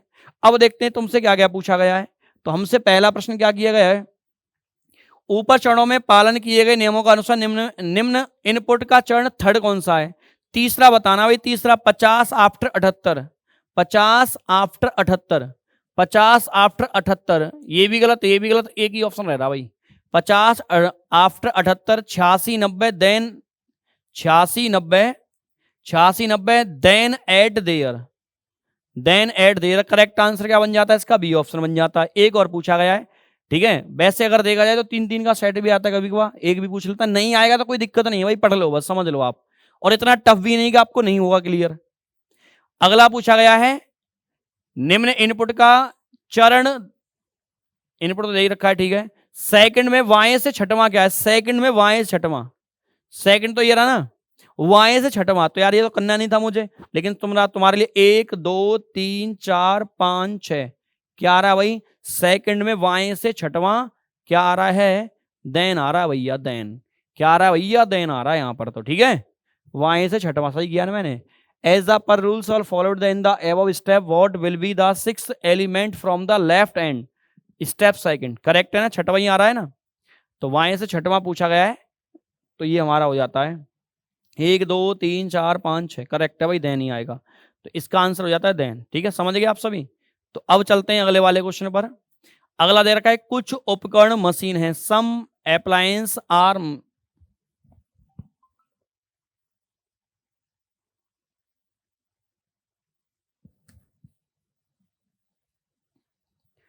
कुछ उपकरण मशीन है, देखो भाई उपकरण यहां पर, मशीन यहां पर, कंप्यूटर से नेगेटिव बनेगा, अगर मर्ज भी करते हैं तो आप नेगेटिव बनेगा, चाहिए पॉजिटिव, पहला गलत है। कुछ मशीन कंप्यूटर हैं, अब देखा मैंने मशीन कंप्यूटर, पहले वाले से डायरेक्ट बनना है, कंप्यूटर और मशीन, कंप्यूटर और मशीन, दूसरा वाला क्या है हमारा, सही है, डायरेक्ट बनना है पहले से ही। कुछ टीवी मशीन है, टीवी यानी टेलीविजन एक ही बात होती है, कुछ टीवी मशीन है, टीवी यहाँ पर, मशीन यहाँ, ये नेगेटिव बनेगा सर, ये भी गलत है, और यहाँ मांग रहा है पॉजिटिव, तो सही क्या हमारा क्या हुआ भाई, ओनली सेकंड वाला सही, आइदर बनेगा क्या, ये चेक कर लो एक बार, नहीं यार दोनों पॉजिटिव में कैसे बन जाएगा इधर, तो इसका राइट आंसर ओनली सेकंड है, सेकंड सेकंड सेकंड सेकंड का मींस ऑप्शन नंबर ए वाला, चेक कर लेना बेटा एक बार। यहां पर दिए गए फॉग का अपोजिट, फॉग फॉग फॉग, ये रहा फॉग भाई, तो इनमें कॉमन का बैट और cat, bat cat bat cat से एग का क्या हो गया, फॉग हो गया भाई, एग आ गया, इसका राइट आंसर क्या आ गया बेटा, एग आ गया। अगले की बात कर लेते हैं, अगला क्वेश्चन क्या है भाई, देखो मैट्रिक्स। अब बहुत सारे बच्चे तो यही विचार कर रहे हैं सर ये क्यों है, ये क्यों आया, ये तो है ही नहीं सिलेबस में भाई, रीजनिंग के सिलेबस में हो सकता है पुलिस में ना आए, कोई दिक्कत नहीं, एक क्वेश्चन करने में क्या जा रहा है तुम्हारा, बताओ, बस इतना समझ लो, इसमें ये मैट्रिक्स बनी हुई आएगी, ऊपर एग्जाम्पल दे रखे होंगे, देखो भाई इतना समझ लो बेटा, ये होते हैं कॉलम जहां सी लिख रहा हूं मैं, और ये होते हैं हमारे रो, ठीक है, जहां मैं आर लिख रहा हूं, इसमें पहले तो मैं समझ आएगा, ये बहुत टफ नहीं, बहुत नॉर्मल सा टॉपिक है। देखो पहले तुम्हें क्या समझाएगा, ये बताएगा तुम्हें, जैसे 0 से 4 था ये समझा रखा है तुम्हें, अब देखो यहां दे रखा है एम को 1 4 2 1 से है, अब देखो एम 1 4, अब पहले जाना रो में होता है, रो में 1 गिरा और यहां से 4, देखो एम आ गया, और 2 1 पर भी एम है, चेक कर लो, 2 और 1 पर भी देखो m है। तो ये तुम्हें पहले एग्जाम्पल दे रखा है, और एग्जाम्पल अगर हमें देगा तो हम सॉल्व कर सकते हैं यार आराम से। तो पहले रो में जाना होता है इस तरीके से, फिर जाना होता है कॉलम में। तो पहले ऐसे जाना है, फिर जाना है आपको इस तरीके से कॉलम में। समझ गए? ये रो होती हैं और ये हमारे कॉलम होते हैं। अब सर हमें क्या करना है? अरे तुम्हें कुछ नहीं करना है यार, बहुत नॉर्मल सा क्वेश्चन है। फॉर्म का बताना है, इनमें से आंसर क्या होगा। तो फॉर्म के लिए 2 4 पर देखो एफ है कि नहीं है। 2 4 पर 2 देखा यहां से और 4 देखा यहां से, एफ है सर। तो एफ तो मिल गया 2 4 पर, हमारा एफ मिल गया। अब देखो ओ, अब एफ के बाद 0 1 पर ओ है कि नहीं है। 0 यहां से देखो भाई, और 1 यहां से देख लेते हैं, सर ओ भी है। 0 1 पर क्या है भाई? ओ है। अब देखो और आगे है ए, नहीं एफ के बाद ओ आएगा ना, ओ आ गया। ओ के बाद में नंबर देखो, मैंने देखा 5 अब देखो 5 पर क्या आएगा भाई? 5 पर, 5 पर क्या है? तो 5 देखो ये रहा 5 5, ये रहा ए आएगा। तो सर यहाँ ए भी आ गया। अब देखेंगे लास्ट वाला क्या दे रखा है तुम्हें। लास्ट में है एम, और एम है 2 पर, एम है कि नहीं है।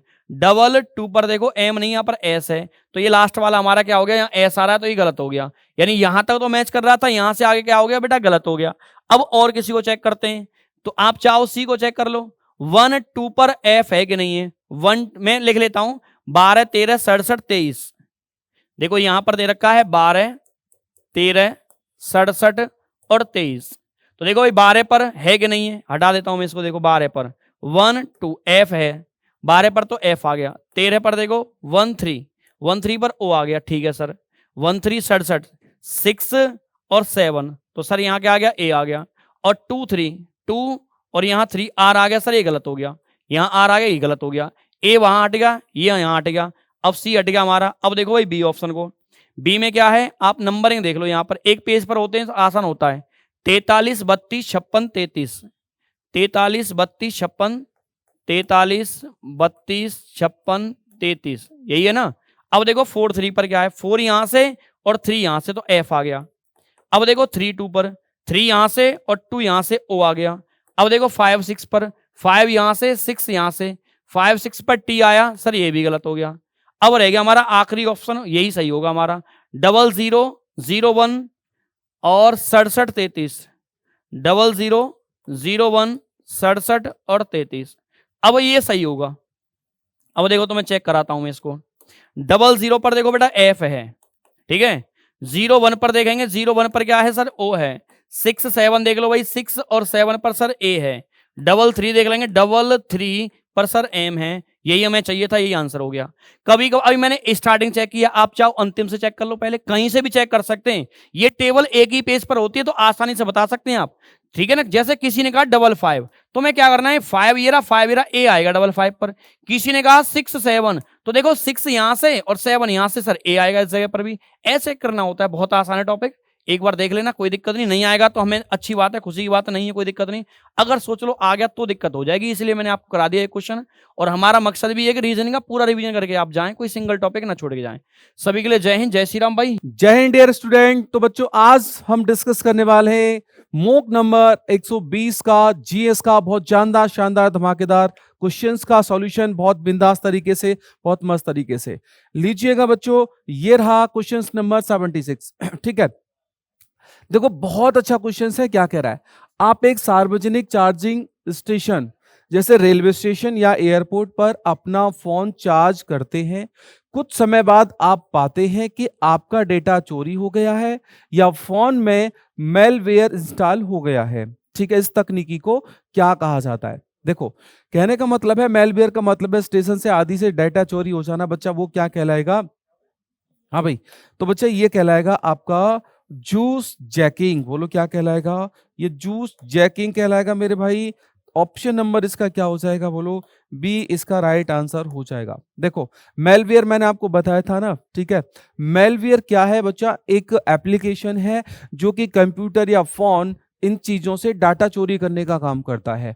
और ये मेलवेयर कई प्रकार का होता है। मेलवेयर में ही एक रैंसमवेयर होता है, ट्रोजन हॉर्स होता है। तो ये सारे के सारे अब मेलवेयर भी कई प्रकार के होते हैं। जैसे मेलवेयर मैंने आपको समझाया था, क्या है? किसी कंप्यूटर सिस्टम में जाकर के उनकी फाइल को लॉक कर देता है, कहता है लाओ भैया पैसा लाओ, है ना। और पैसा किस में मांगता है? बिटकॉइन में पैसा मांग करके फाइलों को खोल देता है। तो ये जो रैंसमवेयर है ना, ये कंप्यूटर से डाटा चोरी करने के तरीके हैं, वो अलग अलग कई प्रकार के होते हैं। वो मैं एक यूट्यूब की क्लास में आपको बहुत अच्छे से समझाऊंगा। आगे आइएगा।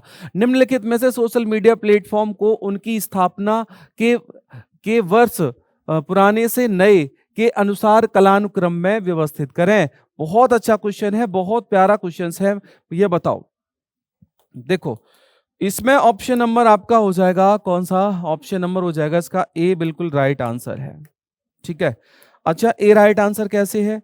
देखो फेसबुक की अगर आप बात करोगे तो भैया फेसबुक की स्थापना कब होती है भाई? 2004 में। बोलो कब? 2004 में। ठीक है, अच्छा ट्विटर की स्थापना कब होती है? ट्विटर की स्थापना होती है 2006 में होती है। ठीक है, अच्छा बात करेंगे व्हाट्सएप की स्थापना कब होती है? व्हाट्सएप की स्थापना होती है 2009 में होती है। और इंस्टाग्राम की स्थापना कब होती है? बोलो, ये होती है 2010 में। बोलो कब होती है? 2010 में होती है। तो ये सभी की चीजें भैया आपको क्या करनी है? याद रखनी है। बात क्लियर है? तो ऑप्शन नंबर इसका कौन सा हो जाएगा? ए इसका राइट आंसर हो जाएगा। ठीक है, कालानुक्रम आपसे पूछा है वो आपको पता होना, 2006, 2009, 2010, ठीक है, और 2004। ठीक है, तो ये स्थापना के क्रम में आपसे पूछे हैं, तो सबके क्या है? बोलो सोशल मीडिया साइट हो जाएंगी। आगे आइएगा, आगे क्या कह रहा है? भारत में जीएसटी व्यवस्था के तहत सोने और चांदी के आभूषणों पर मेकिंग चार्ज के अलावा की बात कर रहा है। किसकी बात कर रहा है? बोलो, मेकिंग चार्ज के अलावा की बात कर रहा है। मेकिंग चार्ज के अलावा सोने और चांदी के आभूषणों पर मेकिंग चार्ज के अलावा धातु के मूल्य पर कितना जीएसटी लगता है? तो भैया इसकी वर्तमान कंडीशन है वो कितना है? बोलो 3%। बोलो कितना? 3% है। ये बात आप जानते हो भैया, 40% की जीएसटी में कोई स्लैब है नहीं। ठीक है, आइएगा एक बेहतरीन से क्वेश्चंस की तरफ। विमुद्रीकरण के बाद जारी किए गए 500 के नोट, नए नोट के पीछे किसका चित्र अंकित है? ऐसे क्वेश्चंस 2024 में मेरे भाई लगातार पूछे गए थे। ये बात आपको पता होनी चाहिए। तो भैया ये किसका हो जाएगा? लाल किला। बोलो किसका हो जाएगा? लाल किला हो जाएगा। ठीक है, लाल किला हो जाएगा। ऑप्शन नंबर क्या हो जाएगा? 20 का राइट आंसर हो जाएगा। डिमोनेटाइजेशन, विमुद्रीकरण आप जानते होंगे भैया। विमुद्रीकरण से भैया क्वेश्चंस लगातार पूछे गए थे। मुद्रा का क्या कर देना? बोलो, डिमोनेटाइजेशन का मतलब है मुद्रा का कलर या नए पैटर्न में नोट्स को लेकर के आना, ताकि पुरानी जो करेंसी है वो इनवैलिड हो जाए, और जो भैया ब्लैक मनी है, पुराने नोट्स लोगों ने घरों में रख रखे हैं, वो इनवैलिड हो जाते हैं। इसलिए ब्लैक मनी जो होती है वो क्या हो जाती है? इलीगल मनी को क्या कर दिया जाता है? बोलो, अलग कर दिया जाता है चलन से। आगे, वामपंथी उग्रवाद है ना, जिसे LWE से निपटने के लिए गृह मंत्रालय द्वारा समाधान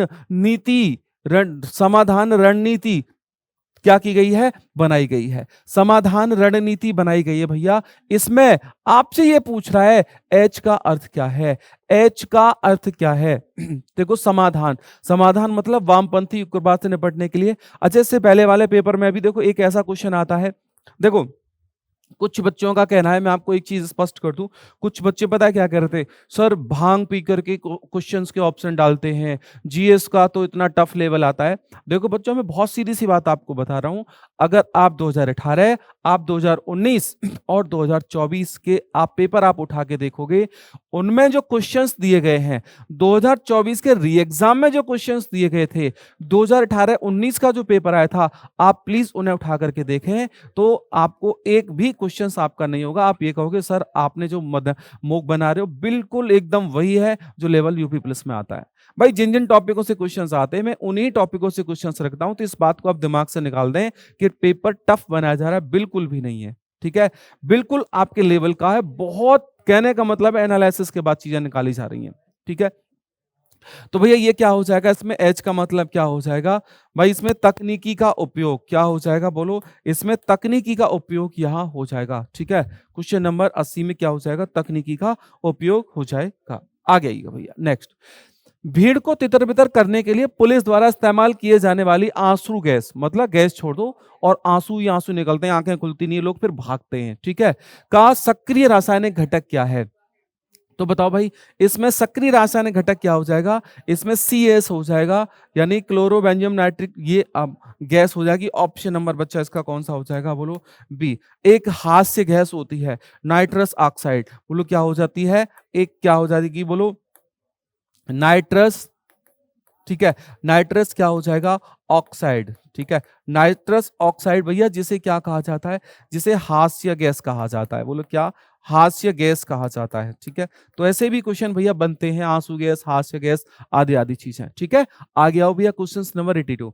भारतीय संविधान के किस अनुच्छेद के तहत राष्ट्रपति को जेवी वीटो का प्रयोग करने की शक्ति नेतार्थ रूप से प्राप्त है? जेवी वीटो भैया बहुत अच्छा क्वेश्चन है, बहुत प्यारा क्वेश्चन है, बहुत जानदार।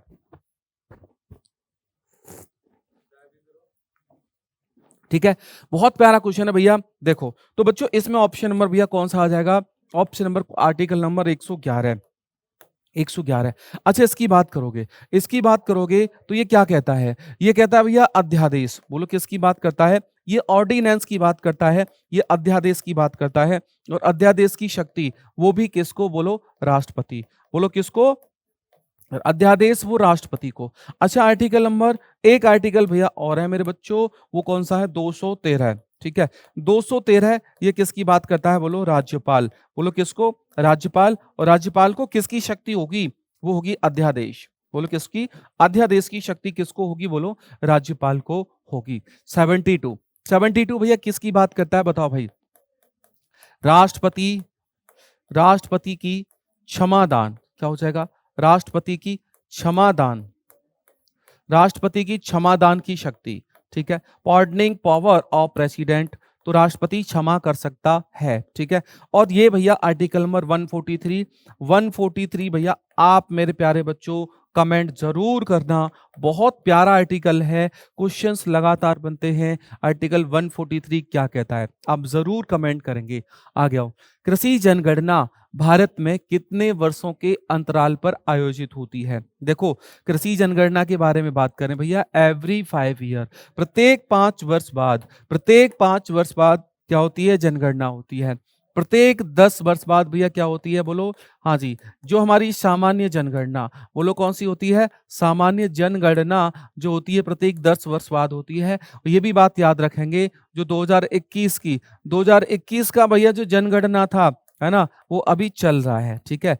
जनगणना वो कब चल रहा है भैया? 2026 में चल रही है, 2026 में चल रही है, ठीक है। तो इस बात को भी आप विशेष तौर से याद रखेंगे, ठीक है। नंबर वगैरह ये सारी चीजें मैं बता चुका हूं। टोटल कौन से नंबर की है? 15 में। स्वतंत्र भारत की कौन से नंबर की है? ये भी क्वेश्चंस आपको बताया जा चुका है। आगे आओ तो भैया, 9 अगस्त 1925 को लखनऊ में, लखनऊ के पास हुई प्रसिद्ध क्रांतिकारी घटना, जिसे क्या कहा जाता है भैया? काकोरी कॉन्स्पायरेसी। काकोरी घटना का नाम बदल करके उत्तर प्रदेश सरकार ने क्या कर दिया गया है? माननीय योगी मुख्यमंत्री जी हमारे, उन्होंने भैया क्या कर दिया है? Kakori train action. बोला हमने इस घटना को अंजाम नहीं दिया था, हमने एक्शन लिया था, ठीक है। अच्छा, ये जो घटना हुई थी, इस घटना को भैया जो अंजाम दिया गया था, बोलो क्या? इस घटना को अंजाम दिया गया था, वो किसके द्वारा? HRA। HRA भैया एक क्या हुआ करता था? हमारे देश के युवा क्रांतिकारियों का, समझ रहे हो ना, क्रांतिकारियों का भैया क्या हो जाएगा? बोलो ये संगठन हो जाएगा। बोलो क्या हो जाएगा? संगठन हो जाएगा, ठीक है। अच्छा, इसी केस में भैया कितने? बोलो 29 लोग क्या किए गए थे? गिरफ्तार। किसके द्वारा? अंग्रेजों के द्वारा। जिसमें से भैया 4 को क्या दे दी गई थी? 4 जाबाज क्रांतिकारियों को फांसी। 4 को क्या दे दिया गया था? बोलो आजीवन। बोलो क्या? 4 को आजीवन कारावास, ठीक है, आजीवन कारावास दे दिया गया था। अच्छा भैया 17 को क्या दे दी गई थी? बोलो लंबी सजा। बोलो क्या दे दी गई? लंबी सजाएं दे दी गई थी। तो ये 4 को फांसी, है ना, राजेंद्र लाड़ी, अशफाक उल्लाह खां, तो ये कई सारे लोग इस क्रांतिकारी संगठन के मेंबर हुआ करते थे, ठीक है। काकोरी एक्शन इसका नाम कर दिया गया। पेरिस सिद्धांत जिन्होंने 1991 में अपनाया गया था, किस विषय की नींव माने जाते हैं? पेरिस सिद्धांत देखो पेरिस सिद्धांत ध्यान रखना, मोस्ट इंपोर्टेंट क्वेश्चन आपके लिए। ये भैया ह्यूमन राइट्स के लिए होते हैं। किसके लिए होते हैं? ये ह्यूमन राइट्स के लिए होते हैं। ऑप्शन नंबर क्या हो जाएगा? बोलो बी। ऑप्शन नंबर क्या हो जाएगा? बोलो बी भी हो जाएगा। ठीक है। अच्छा यहां से हम बात करें पेरिस सिद्धांत, तो एक आपको ये भी याद रखना है, कौन सा? बोलो कॉप 21। ठीक है, जिसे क्या कहा जाता है? जिसे कहा जाता है भैया पेरिस जलवायु समझौता। बोलो क्या कहा जाता है? पेरिस जलवायु समझौता। पेरिस जलवायु समझौता एक ये भी है, ये ध्यान रखना। और ये कब होता है? बोलो ये होता है 2021 में। ठीक है, कॉप 21 कब होता है? 2021 में होता है। नहीं 2021 में नहीं, 2015। बोलो कब होता है? 2015 में पेरिस जलवायु समझौता होता है, जो कि एक बहुत बड़ा एग्रीमेंट माना जाता है। तो पेरिस ये राष्ट्रीय मानवाधिकार संस्थाओं के कामकाज को लेकर के ये एग्रीमेंट यहाँ होता है। 85। आगे क्वेश्चन नंबर, पुलिस महानिदेशक डीजीपी द्वारा जारी परिपत्र और स्थायी आदेश का मुख्य उद्देश्य क्या है? अब तुम लोग ना परेशान हो गए बिना बात के।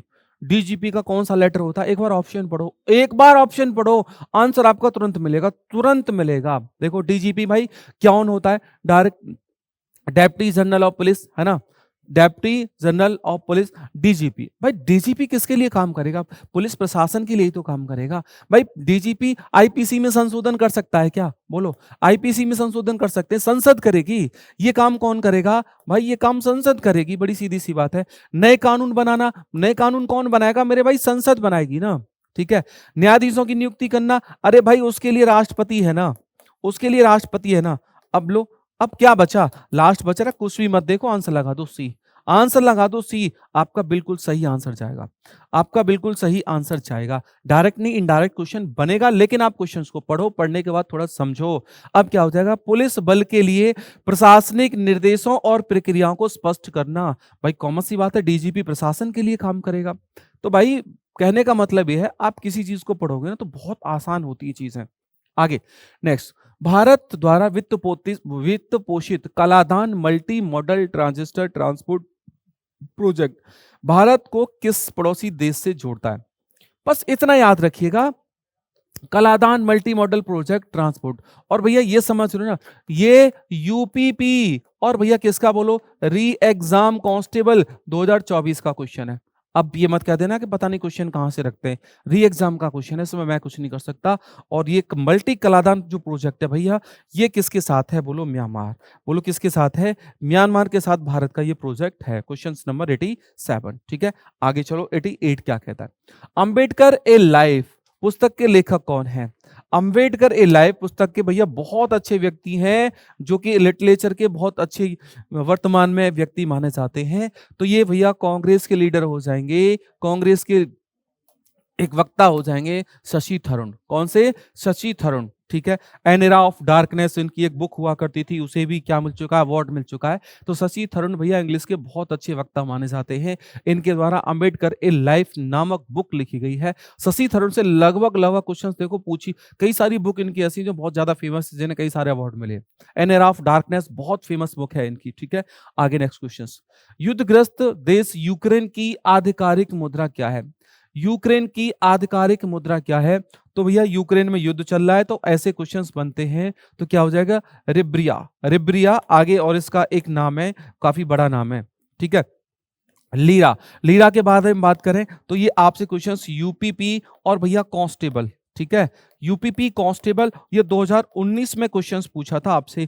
लीरा कहाँ की मुद्रा है? लीरा मेरे भैया कहाँ की हो जाएगी? तुर्की की मुद्रा हो जाएगी। देखो ये भी क्वेश्चंस है ना, रूबल, यूरो, ये सारे के सारे क्वेश्चंस पूछ रखे हैं आपसे।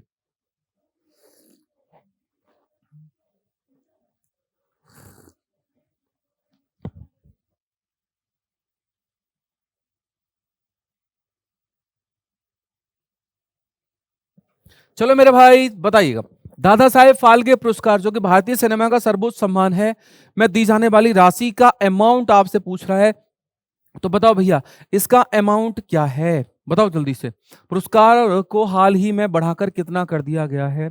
हाँ, इसका अमाउंट भैया देखो बच्चों, इसका अमाउंट अब बढ़ा करके कितना कर दिया गया है? 10,000, सॉरी 10,000 नहीं, 10 लाख रुपए। दादा साहेब फाल्के, है ना, बहुत अच्छे से बच्चों को मैंने समझाया है। और आप देखो ये फिल्म इंडस्ट्री का ना सबसे बड़ा अवार्ड है, भारतीय सिनेमा का सर्वोच्च सम्मान है, क्योंकि किसी व्यक्ति के द्वारा आजीवन आजीवन पूरे फिल्म इंडस्ट्री के लिए क्या काम किया गया है, उसके अचीवमेंट के लिए दादा साहेब फाल्के पुरस्कार दिया जाता है। ठीक है, नेशनल फिल्म अवार्ड का जब डिस्ट्रीब्यूशन होता है, राष्ट्रीय फिल्म पुरस्कारों का जब वितरण होता है, उसी समय दादा साहेब फाल्के पुरस्कार का वितरण होता है किसी एक व्यक्ति को उसके आजीवन डेडिकेशन समर्पण के लिए फिल्म इंडस्ट्री में यह अवार्ड दिया जाता है, जिसमें 10 लाख रुपए अमाउंट दिया जाता है। आगे 1969 में प्रारंभ हुआ था, समझ लो। अगर हम बात करें तो मैं बोलो 1969 में बच्चों क्या होता है, बोलो प्रारंभ होता है। ठीक है, अच्छा अगर हम बात करेंगे तो पहली विजेता कौन, बोलो पहली विजेता कौन हो जाएंगी, बोलो ये हो जाएंगी देविका रानी। बोलो कौन हो जाएंगी, ये हो जाएंगी देविका रानी हो जाएंगी। ठीक है, आगे आइएगा। अर्थशास्त्र में मुद्रास्फीति से निपटने के लिए रिजर्व बैंक द्वारा कौन से उपाय किए जाने की सबसे अधिक संभावना है? कौन से उपाय, संभावना की बात करा है, कौन से उपाय सबसे ज्यादा किए जा सकते हैं? देखो, मुद्रास्फीति का मतलब है महंगाई, और बच्चा वर्तमान में महंगाई बढ़ रही है। वर्तमान में महंगाई बढ़ रही है, इस बात को आप बहुत अच्छे से समझ रहे होंगे। महंगाई को कैसे रोका जाएगा? देखो, रेपो दर बढ़ा करके, भाई महंगाई बढ़ रही है, महंगाई बढ़ रही है तो बच्चा एक चीज याद रखना, मनी का फ्लो, है नहीं। अगर हम बात करेंगे तो मुद्रा की तरलता बच्चा क्या होगी, ज्यादा होगी। जब ज्यादा होती है तभी तो क्या होती है बच्चा, तभी तो मुद्रास्फीति होती है ना, मुद्रास्फीति होती है। इसे हमें क्या करना होगा, कम। तो कम का मतलब है जो आरबीआई लोन देती है किसको, आरबीआई लोन देती है किसको, आपके कमर्शियल बैंकों को, वाणिज्यिक बैंकों को। उस लोन को अगर महंगा कर दिया जाए तो बैंकों के पास पैसा कम आएगा। जब बैंकों के पास ही पैसा कम आएगा तो जनता को भी कम देंगे। जब जनता के पास पैसा ही नहीं आएगा तो महंगाई क्या हो जाएगी, कम हो जाएगी। तो रेपो रेट बढ़ा दिए जाएं तो ये बात बिल्कुल सही है, रेपो रेट को बढ़ा दिए जाएं तो सबसे ज्यादा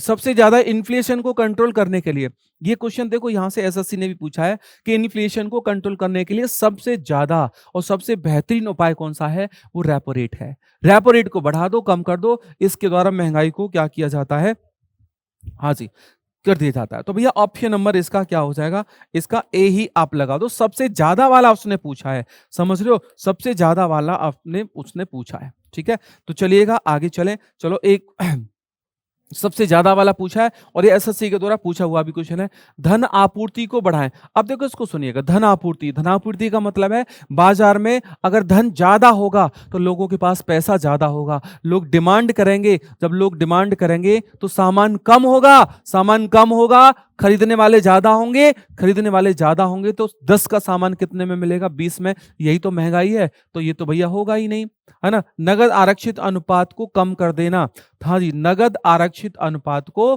कम कर देना, तो भैया इससे भी महंगाई बढ़ेगी। अब मान लो आरबीआई ने बैंकों से कहा, भैया तुम्हारे पास जितना पैसा है उसमें से 10 रुपए अपने पास रखो, 10 रुपए अपने पास रखो और ये रखे रहने चाहिए। ठीक है साहब, अब ये कर दिया कम। आरबीआई ने कहा भैया 10 में से आप 8 रखो, 2 रुपए आप यूज करो। और जब 2 रुपए बैंकों के पास आएंगे तो बैंक उस पैसे को जनता को देंगे। जब पैसा जनता के पास जाएगा तो क्या हो जाएगा, महंगाई बढ़ जाएगी। ऑप्शन ए इसका बिल्कुल सही आंसर हो जाएगा। आगे, एमएस विंडो डेस्कटॉप इंटरफेस में कौन सा विकल्प सीधे दृश्य तत्व के बजाय मुख्य रूप से एक सिस्टम कॉन्फ़िगरेशन टूल के रूप में उपयोग किया जाता है? Control panel, task bar, start menu, recycle win. बताओ भैया, क्वेश्चन नंबर बहुत बेहतरीन है। तो भैया इसमें आपका हो जाएगा कंट्रोल पैनल। बोलो क्या हो जाएगा, कंट्रोल पैनल का यूज किया जाता है। आगे नेक्स्ट क्वेश्चन, अलाउद्दीन खिलजी के शासन काल के दौरान निम्नलिखित में से कौन सा एक सैन्य विभाग था? अलाउद्दीन खिलजी के समय सैन्य विभाग कौन सा हुआ करता था भैया? देखो, सैन्य विभाग हुआ करता था दीवान ए अर्ज। बोलो क्या हुआ करता था, दीवान ए अर्ज। ये अलाउद्दीन खिलजी का सैन्य विभाग हुआ करता था। बात क्लियर? ठीक है, अलाउद्दीन खिलजी। अच्छा, अलाउद्दीन खिलजी को भैया आप जानते हो, वाह वेरी गुड, अलाउद्दीन खिलजी, है ना, अलाउद्दीन खिलजी। अच्छा, ये कौन था? ये था भैया खिलजी वंश का संस्थापक। कौन हुआ करता था? बोलो, खिलजी वंश का संस्थापक। खिलजी वंश का संस्थापक हुआ करता था। अच्छा, एक कौन सा हुआ करता था? ये एक अफगानी, समझ रहे हो ना, ये एक क्या हुआ करता था? ये एक अफगानी डायनेस्टी हुआ करती थी, अफगानी वंश हुआ करता था, ये बात याद रखना, ठीक है। आगे नेक्स्ट क्वेश्चन, कौन सा संगीत युगल बनारस घराने का ख्याल गायन परंपरा का एक हिस्सा है? देखो, ख्याल गायन को ये क्लासिकल सिंगिंग भी कहते हैं, ठीक है, ख्याल गायन को क्लासिकल सिंगिंग भी कहते हैं। तो भैया क्या हो जाएगा इसमें? राजन और राजन मिश्रा, सलमान अली और नजाकत अली खान, सुभान कशिश और सुभान बाबा, संध्या और प्रसुमन बनर्जी। बहुत अच्छा भैया, बनारस घराने से कौन से संबंधित हैं? तो भैया ये कौन सा हो जाएगा? राजन और साजन मिश्र। कौन? राजन और साजन मिश्र हो जाएगा। बनारस घराना, समझ रहे हो ना, बनारस घराना ख्याल गायकी के लिए है। बनारस घराने की बात की जाए, अच्छा भैया ये किसके लिए बोलो? ये कथक के लिए प्रसिद्ध, बोलो किसके लिए?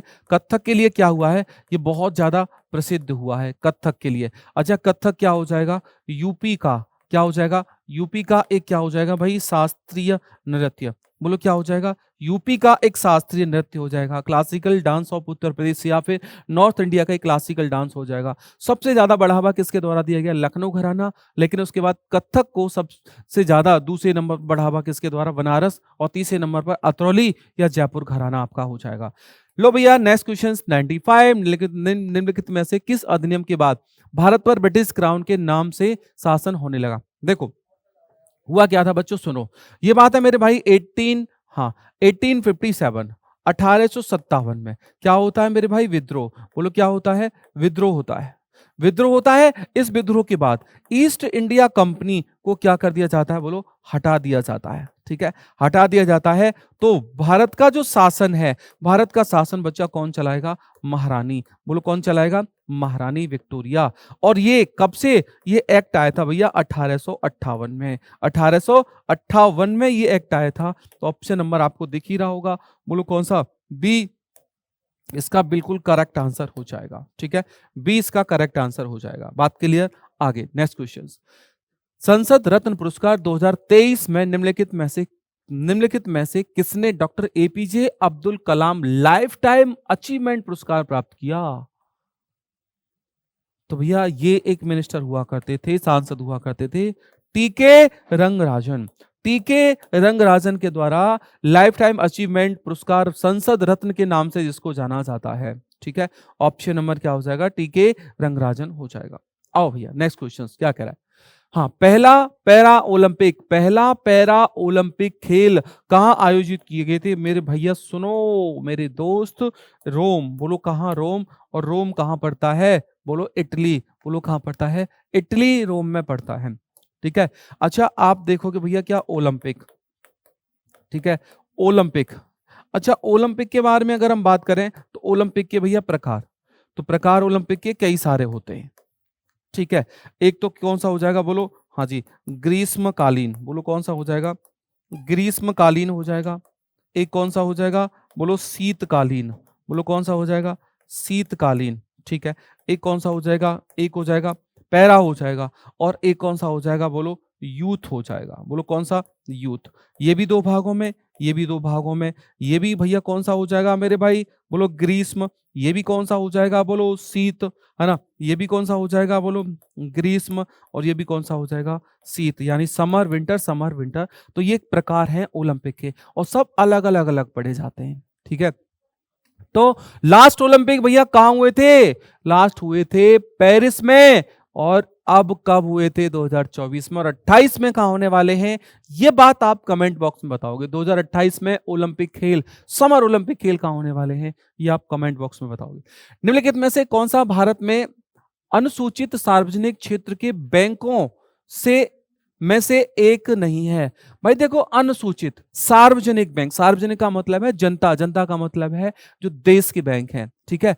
देश का मतलब है जो सरकारी बैंक, जिन्हें आप कह सकते हो इंडियन ओवरसीज बैंक, है ना, बिल्कुल सरकारी बैंक है। कैनरा बैंक सरकारी है, यूको है। अगर बात करें भैया बंधन एक प्राइवेट बैंक है। ऑप्शन नंबर क्या हो जाएगा? डी इसका राइट आंसर हो जाएगा, ठीक है। आगे, पद्म भूषण पुरस्कार विजेता, है ना, अला मेरले बेली जो भारत रत्न के लिए सॉरी भारतनाट्यम के लिए प्रसिद्ध है। निम्नलिखित में से किस नृत्य शैली के प्रतिपादक भी हैं? मतलब ये कहने का बात कर रहा है, क्या होता है, अलार मेल बेल्ली ये भारत रत्न के लिए तो जाने जाते हैं, और किस दूसरे नृत्य के लिए जाने जाते हैं बच्चा? ये जाने जाते हैं किसके लिए? ओडिसी। बोलो किसके लिए? ओडिसी के लिए जाने जाते हैं। ठीक है, तो भैया कुचिपुड़ी, कुचिपुड़ी कहाँ का हो जाएगा जल्दी से बताओ? ये हो जाएगा आंध्र प्रदेश। बोलो कहाँ का हो जाएगा? आंध्र प्रदेश का हो जाएगा। कथक, कथक कहाँ का हो जाएगा? यूपी। कथकली, कथकली कहाँ का हो जाएगा? बोलो केरल। बोलो कहाँ का हो जाएगा? केरल का हो जाएगा। ठीक है, आगे करसो, हाँ, करसोदनान मुरली और दादोबा पांडुरंग थे से जुड़े थे, जिन्होंने जाति व्यवस्था जैसी बुराइयों के खिलाफ काम किया था और विधवा पुनर्विवाह को प्रोत्साहित किया था। मतलब ये इन दोनों की बात करा, ये दोनों जो सोशल रिफॉर्मर हैं, सामाजिक सुधारक हैं, किस संस्था से जुड़े हुआ करते थे भैया? ये बच्चों मेरे दोस्त, ये परमहंस मंडली से जुड़े हुआ करते थे दोनों लोग। ठीक है, ऑप्शन नंबर क्या हो जाएगा? ए इसका राइट आंसर हो जाएगा। ये सब क्या है? रामकृष्ण मिशन हो जाएगा, ब्रह्म समाज, आर्य समाज। ये भैया 19वीं 18वीं और 19वीं सदी में देश को सामाजिक सुधार के लिए जाने जाते हैं। आर्य समाज, ब्रह्म समाज आप जानते हो, बहुत, कहने का मतलब इनका योगदान बहुत बड़ा रहा है। लेकिन क्वेश्चन जिनके फाउंडर कौन है, स्थापना, एक नॉर्मल क्वेश्चन हो जाते हैं, रामकृष्ण परमहंस आदि आदि। भारत के निम्नलिखित में से किस राज्य में कार्ले की गुफाएं हैं? वाह भाई वाह, कार्ले गुफाएं महाराष्ट्र, बिहार, कर्नाटक। तो देखो भैया बिहार में तो होंगी नहीं, है ना, बिहार में होंगी नहीं, कर्नाटक, महाराष्ट्र, मध्य प्रदेश। जल्दी से बताओ क्या हो जाएगा?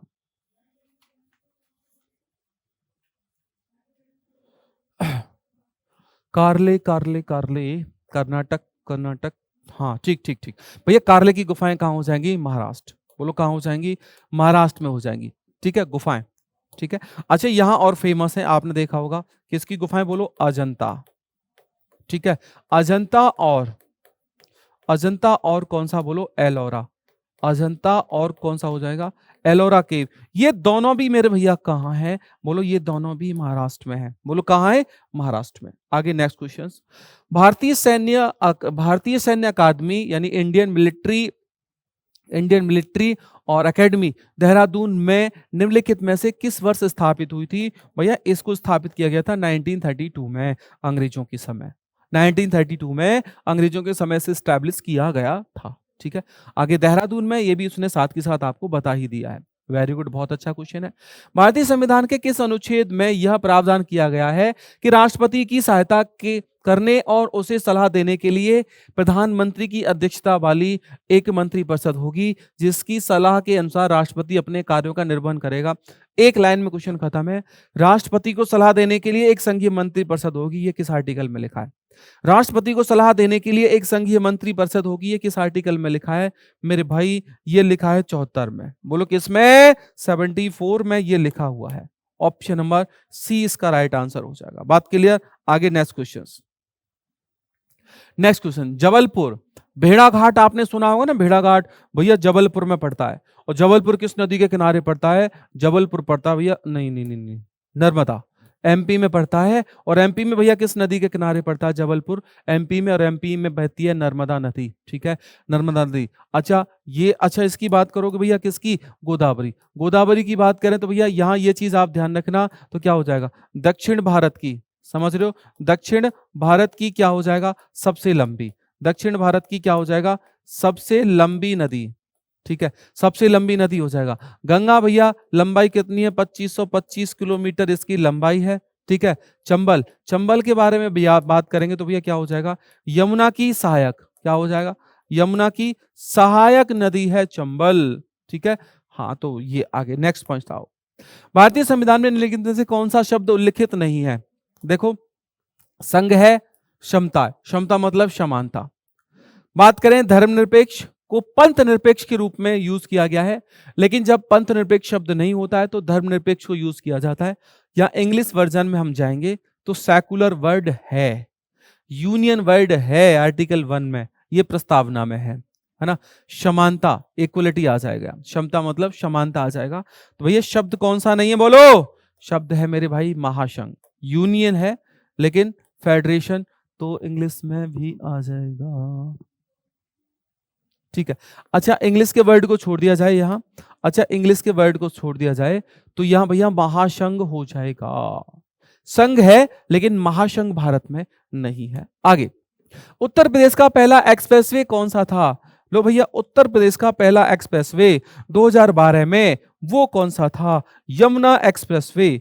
यमुना एक्सप्रेसवे, यमुना एक्सप्रेसवे की बात करोगे भैया, लंबाई की बात करोगे कितना? 165 किलोमीटर, समझ रहे हो? अच्छा, किसको जोड़ता है? ये जोड़ता है ग्रेटर नोएडा। बोलो किसको? ग्रेटर नोएडा को किससे जोड़ता है? ग्रेटर नोएडा को मेरे भाई ये जोड़ता है किससे? आगरा से। बोलो किससे? आगरा से। ठीक है भैया, पूर्वांचल, बुंदेलखंड, लखनऊ सब एक एक मैंने आपको बहुत अच्छे से यूपी स्पेशल में पढ़ा रखे हैं। और गंगा एक्सप्रेस वे याद रखना, 594 किलोमीटर लंबाई, और गंगा एक्सप्रेस वे कहां से? मेरठ से किसको जोड़ता है? प्रयागराज को। क्वेश्चन बनने की संभावना ज्यादा है। आगे आइएगा भैया, उत्तर प्रदेश में नैम सम्यारण्य किस नदी के किनारे है? भैया नैम सम्यारण्य है, ये एक पवित्र तीर्थ स्थल है, और ये कहां पड़ेगा? हाँ जी, नैम सम्यारण्य ये पड़ेगा गोमती नदी। और भैया ये किसका नाम है? ये भैया सीतापुर। ठीक है, समझ रहे हो ना? सीतापुर का नया नाम है नैम सम्यारण्य, समझ रहे हो ना? तो ऑप्शन नंबर इसका क्या हो जाएगा? गोमती नदी। कौन सा हो जाएगा? बोलो, गोमती नदी हो जाएगा। ठीक है, आइएगा। हाँ, उत्तर प्रदेश में सर्वाधिक वन क्षेत्र, देखो सबसे ज्यादा वन क्षेत्र भैया कहाँ पाए जाते हैं? सोनभद्र में। बोलो कहाँ? सोनभद्र में पाए जाते हैं। ठीक है, अच्छा ये क्या हो जाएगा भैया? लखीमपुर खीरी, ये सबसे बड़ा क्या हो जाएगा? सबसे बड़ा जिला। बोलो कौन सा हो जाएगा? सबसे बड़ा जिला हो जाएगा। किसके आधार पर भैया? क्षेत्रफल। बोलो किसके आधार पर? क्षेत्रफल के आधार पर। कहां? यूपी का। बोलो किसका? यूपी का। अगर पूछ लिया जाए यूपी का जनसंख्या में सबसे बड़ा जिला कौन सा हो जाएगा, तो जनसंख्या में कौन सा हो जाएगा? प्रयागराज। बोलो कौन सा हो जाएगा? बोलो प्रयागराज हो जाएगा। ठीक है, आगे तो भैया इसको थोड़ा सा कलर्ड तो कर दिया जाए। लो आगे भैया नेक्स्ट बताओ, चंद्रयान 3। चंद्रयान 3 मेरे भाई कब छोड़ा गया था? 2023 में। चंद्रयान 2 कब छोड़ा गया था? 2019 में। चंद्रयान 1 कब छोड़ा गया था मेरे भाई? 2008 में। तो उसमें से लैंडर का मतलब है चंद्रयान 3 में से निकलने वाली गाड़ी, जिसका नाम क्या था? जिसका नाम था मेरे भाई विक्रम। बोलो क्या नाम था? विक्रम था। बोलो क्या नाम था? विक्रम हो जाएगा। ठीक है, ये तो लैंडर हो जाएगा। प्रज्ञान भैया ये क्या हो जाएगा? रोवर हो जाएगा। आगे, मिशन लाइफ किससे संबंधित है? ओ भाई, मिशन लाइफ, अगर पर्यावरण ठीक है तो आपकी लाइफ ठीक है, अगर पर्यावरण ठीक नहीं है तो आपकी लाइफ भी ठीक नहीं है। तो मिशन लाइफ किससे संबंधित है? एनवायरमेंट को प्रोटेक्ट करने से संबंधित एक मिशन चलाया गया है। भारत सरकार द्वारा हाल ही में अप्रूव्ड प्रमुख सेमीकंडक्टर सेज के लिए स्पेशल इकोनॉमिक जोन, यानी सेमीकंडक्टर के लिए एक, देखो सेज क्या होता है? सेज होता है एक स्पेसिफिक क्षेत्र में इकोनॉमिक एक्टिविटी को बढ़ावा देने के लिए वहां जो कंपनियां स्थापित होती हैं उन्हें टैक्स में छूट दी जाती है, तो उसे सेज बोला जाता है, स्पेशल इकोनॉमिक जोन। ये कंसेप्ट हमने चाइना से लिया है। ठीक है, सेज। तो सेज बनाया गया है, एक क्षेत्र बनाया गया है, वो किसके लिए? सेमीकंडक्टर के लिए। तो भैया ये कहां बना है? गुजरात में। बोलो कहां? गुजरात के धौलेरा में सेमीकंडक्टर के लिए एक स्पेशल इकोनॉमिक जोन सरकार के द्वारा बनाया गया है। आगे, उमंग ऐप का मुख्य उद्देश्य क्या है? देखो ऐप से भी क्वेश्चन पूछे जाते हैं भैया। जितनी भी सरकारी सेवाएं होती है ना, सरकारी सेवाओं उसे सरकारी सेवाएं उपलब्ध कराना, ये किसका काम है? ये उमंग ऐप का काम है। बोलो किसका काम है? उमंग ऐप का काम है। आगे भैया नेक्स्ट क्वेश्चन, कतर की राजधानी भैया दोहा है, चर्चा में रही है। 2022 में फुटबॉल कप भी हुआ है यहाँ। तो दोहा, कतर की राजधानी कौन सी हो जाएगी? दोहा। और उसकी करेंसी कौन सी हो जाएगी? कतर रियाल। कतर रियाल हो जाएगी। ठीक है, तो ये रहा आज का सॉल्यूशन जीएस का।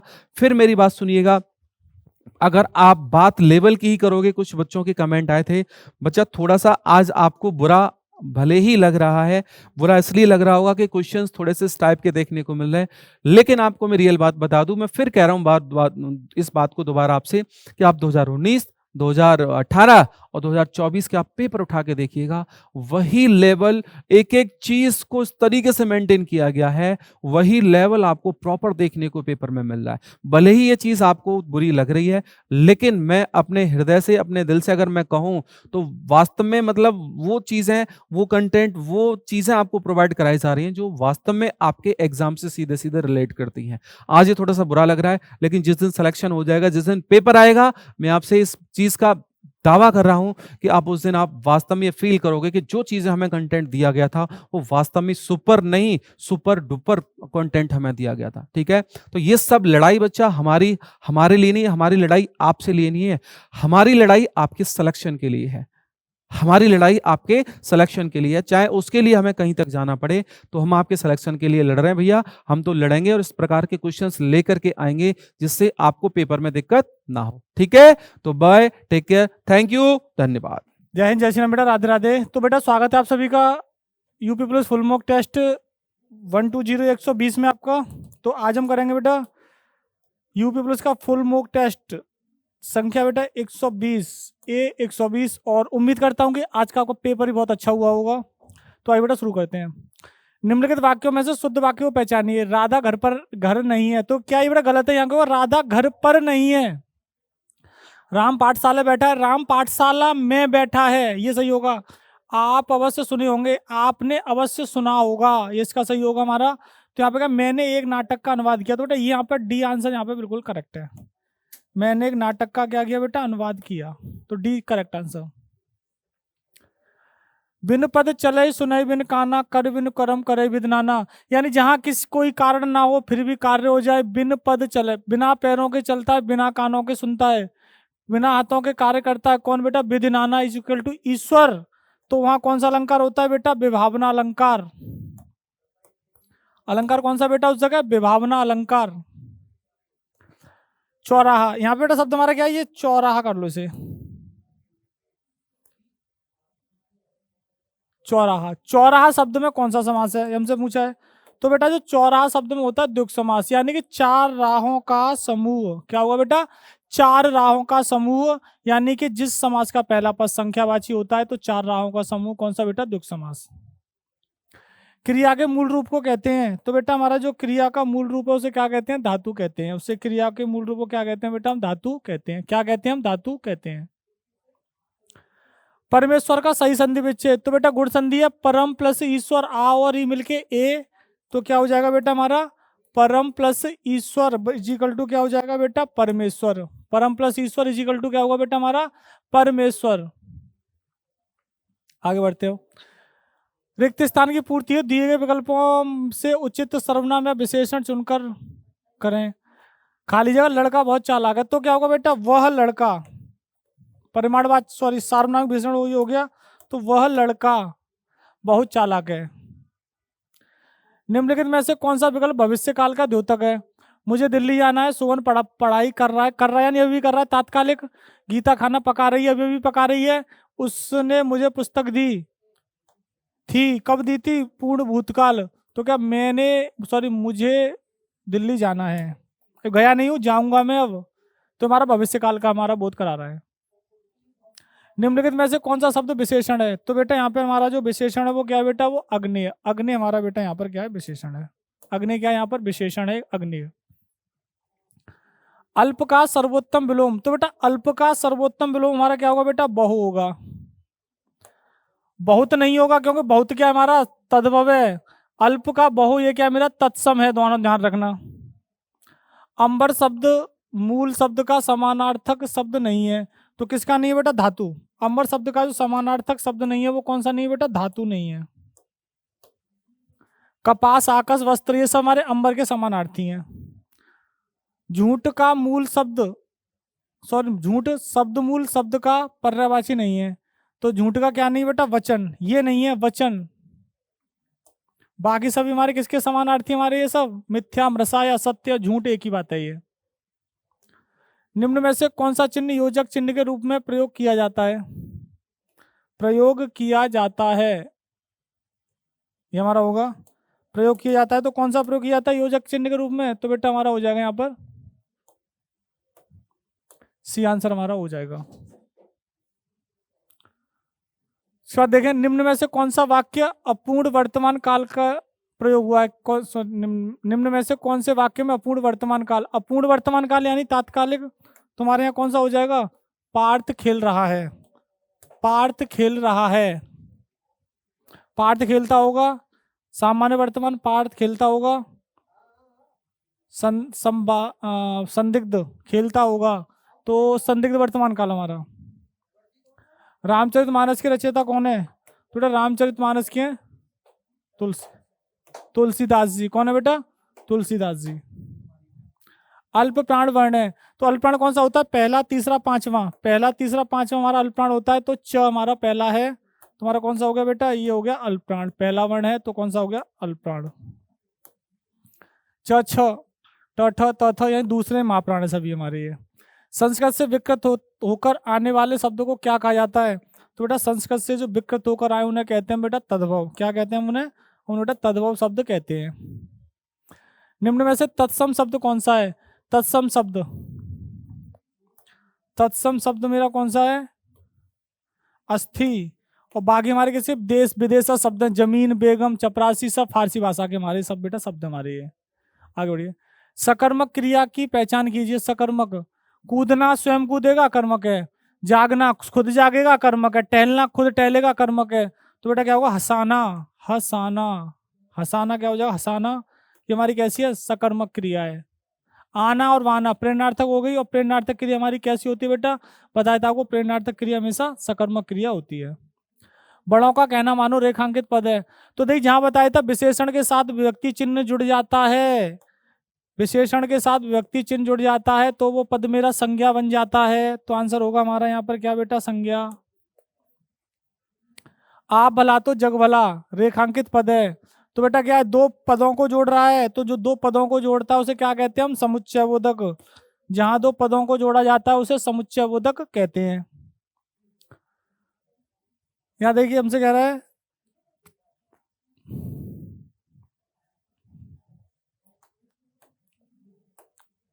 समुच्चयबोधक। अध्यापक रोज सुबह मैदान में टहलने जाते हैं, रचना के आधार पर वाक्य है। तो बेटा रचना के आधार पर वाक्य कैसा है? ये सरल वाक्य है। जहां वाक्य में कोई भी जॉइंट न हो वो सरल वाक्य होता है। एक जहां एक कर्ता हो और उस कर्ता की एक ही क्रिया हो उसे हम बेटा सरल वाक्य की संज्ञा देते हैं। उसके बात करने का तरीका मुझे अत्यंत खाली जगह करता है। क्या करता है? क्या कहे? विकल्पों में से सही का चयन करें, रिक्त स्थान की पूर्ति करें, संतुलित, प्रचारित, अनुशासित, प्रभावित। क्या करता है बेटा? प्रभावित करता है। क्या करता है? प्रभावित करता है। पुरुषवाचक सर्वनाम कौन सा है? देखो कोई हमारा क्या अनिश्चयवाचक, क्या कैसा प्रश्नवाचक, कुछ क्या हमारा अनिश्चयवाचक। तो बेटा तू पुरुषवाचक है, तू। मध्यम पुरुष तू, तुम और आप, तू, तुम और एक आप। अनुशासन सफलता की खाली जगह क्या है? कितना सरल है, तो भर दो इसको। क्या बेटा? कुंजी है, इससे सरल नहीं हो सकता, इससे सरल प्रश्न नहीं हो सकता, कुंजी है। कबीरदास जी की भाषा कैसी थी? तो बेटा ध्यान रखना कबीरदास जी की जो भाषा थी वो कैसी थी? सदुक्कड़ी। कबीरदास जी की भाषा सदुक्कड़ी थी। आटे में थोड़ा नमक डालें, वाक्य में प्रयुक्त व्याकरण पहचानिए। तो क्या होगा? अनिश्चित परिमाणवाचक। कौन सा हो जाएगा यहाँ पर? अनिश्चित परिमाणवाचक विशेषण। अनिश्चित है, मापतौल, नमक क्या बेटा? मापतौल में, तो अनिश्चित परिमाणवाचक। निम्न वाक्य में ये त्रुटि का चयन करें। जीवन और मरण विधाता के हाथ में है। तो बेटा जो जीवन और मरण, बेटा यहाँ पे क्या है? जीवन और मरण, ये हमारे यहाँ पे होगा, क्योंकि यहाँ पे बेटा क्या होगा कि यहाँ पे जो मरण जो लिखा हुआ ये गलत है। क्या होता है यहाँ पे? मरण क्या है? विधाता के हाथ में है, जीवन और मरण होगा। दिए गए विकल्पों में विद्वान का स्त्रीलिंग कौन सा है? तो बेटा विद्वान का जो स्त्रीलिंग हमारा क्या होता है बेटा? विदुषी। विद्वान का क्या होता है? विदुषी। और महान का क्या होता है? महती। वीर का वीरांगना, और भव का भवदीय का भवदिया। तो क्या होगा आंसर? विदुषी। अखियां हरिदर्शन को भूखी कैसे रहे, रूप रस रांची ए बतियन सुने सूखी। कहां से बेटा? ये उद्धव शतक से हमारा आ गया। तो आपको कितनी बार बताया, जहां उद्धव शतक से हो तो वहां कौन सा लगा दो? वियोग श्रृंगार। क्या है हमारा यहाँ पर? वियोग श्रृंगार, यहाँ रस है मेरा। माखनलाल चतुर्वेदी को किस रचना पर हिंदी साहित्य अकादमी पुरस्कार मिला? तो बेटा माखनलाल चतुर्वेदी को जो हिंदी साहित्य अकादमी मिला हिमतरंगिणी पर। और कब मिला? ये मिला था बेटा 1955। ये जो मिला इन्हें कब मिला बेटा? 1955 में, ध्यान रखना। कला और बूढ़ा चांद, कला और बूढ़ा चांद पे मिला था 1960 में, और सुमित्रानंदन पंत जी को मिला था इस पर। भूले बिसरे चित्र मिला था 1961 में। भगवती चरण वर्मा जी को आंगन के पार द्वार अज्ञे जी को मिला था 1964 में। तो जो पहला जो मिला था वो किसको मिला था? हिमतरंगिणी को मिला था सबसे पहला, ध्यान रखना इस प्रश्न को। मंगल भवन मंगलहारी द्रवहु सुदशरथ अजर बिहारी। तो बेटा हमसे क्या पूछा? छंद पूछा है। तो देखिए अंत में क्या आ गया, अंत में क्या बताया था? अंत में दो गुरु या दो लघु आ जाएं तो छंद को हम क्या बोलते हैं? तो उस छंद को कहते हैं हम चौपाई। उस छंद को कहते हैं चौपाई, जहां प्रत्येक चरण के अंत में दो लघु या दो गुरु मात्रा में मिल जाएं तो चौपाई छंद होता है। बस इतना देखना, मात्रा लगाने की आवश्यकता नहीं है, क्योंकि परीक्षा में हमारे पास इतना समय नहीं होता। निम्नलिखित में से कौन सी पुस्तक रामचंद्र शुक्ल द्वारा लिखी गई है? तो बेटा जो रामचंद्र शुक्ल जी के द्वारा लिखी गई है वो कौन सा? हिंदी साहित्य का इतिहास। और ध्यान रखना, हिंदी साहित्य का इतिहास इनके द्वारा जो लिखी गई है वो कौन सी है बेटा? 1929 ईस्वी वाली। चलिए पैराग्राफ आ गया। पहले पैराग्राफ पढ़ने से पहले क्वेश्चन पढ़ लीजिए। प्रेम की भाषा है, अरण्य का अर्थ होता है, ये तो ऐसे हो जाएगा। यत्न का आश्रय है, गद्यांश में किसकी महिमा का वर्णन है, और अंत में गद्यांश में उपयुक्त शीर्षक होगा। चलिए तो पढ़ लेते हैं एक बार हम इससे। हमें दिया गया है, नीचे दिए गए गद्यांश को पढ़कर पूछे गए प्रश्नों को उत्तर दीजिए। प्रेम की भाषा शब्द रहित है। तो बेटा देखिए पहला तो हमें यहीं से मिल गया। प्रेम की भाषा कैसी है? पहला तो पढ़ते ही मिल गया। जब हमारे दिमाग में प्रश्न होंगे तो आंसर देने में कोई कठिनाई नहीं होती। पैराग्राफ पढ़ते जाइए और आप यहाँ क्या करते जाइए, इसके उत्तर देते जाइए। कैसी होती है? शब्द रहित। ये पहला मिल गया। नेत्रों की कपोलों की मस्तिष्क की भाषा भी शब्द रहित है। जीवन का तत्व भी शब्द से परे है। सच्चा आचरण प्रभावशाली होना चाहिए। प्रभावशाली, अचल, स्थिर, संयुक्त आचरण न हो तो साहित्य के लंबे व्याख्यानों से गाड़ा जा सकता। बात बिल्कुल सही है। न वेद की ये श्रुतियों के मीठे उपदेश से, न अंजील से, न कुरान से, न धर्म चर्चा से, न केवल सत्संग से। जीवन के अरण्य में घुसे हुए। जीवन के अरण्य का मतलब यहाँ क्या है? अरण्य के यहाँ पे मतलब बेटा निकल के आ रहा है किससे? हो जंगल से। जीवन रूपी जंगल में जो घुसे हुए हैं, पुरुष के हृदय में प्रकृति और मनुष्य के जीवन के मौन व्याख्यानों का यत्न से सुनार को छोटे हथौड़े। यत्न का यहाँ पे बेटा, यत्न का मतलब हो रहा है यहाँ पे प्रयास से सुनार के छोटे हथौड़ों की मंद मंद चोटों की तरह आचरण का रूप प्रत्यक्ष होता है। तो हो गया। तो पहला हमारा हो गया। दूसरा, आचरण का शाब्दिक अर्थ क्या है? सॉरी अरण्य का पूछा। अरण्य का शाब्दिक अर्थ हमारा क्या है? तो किससे बेटा? जंगल। अरण्य क्या बेटा? जंगल। के बाद यत्न का आशय है भाषण से, और रत्न से, परिश्रम से, किससे? प्रयास से। यहाँ क्या होगा बेटा? इसका सही उत्तर होगा हमारा क्या? प्रयास। क्या होगा यहाँ पर? प्रयास।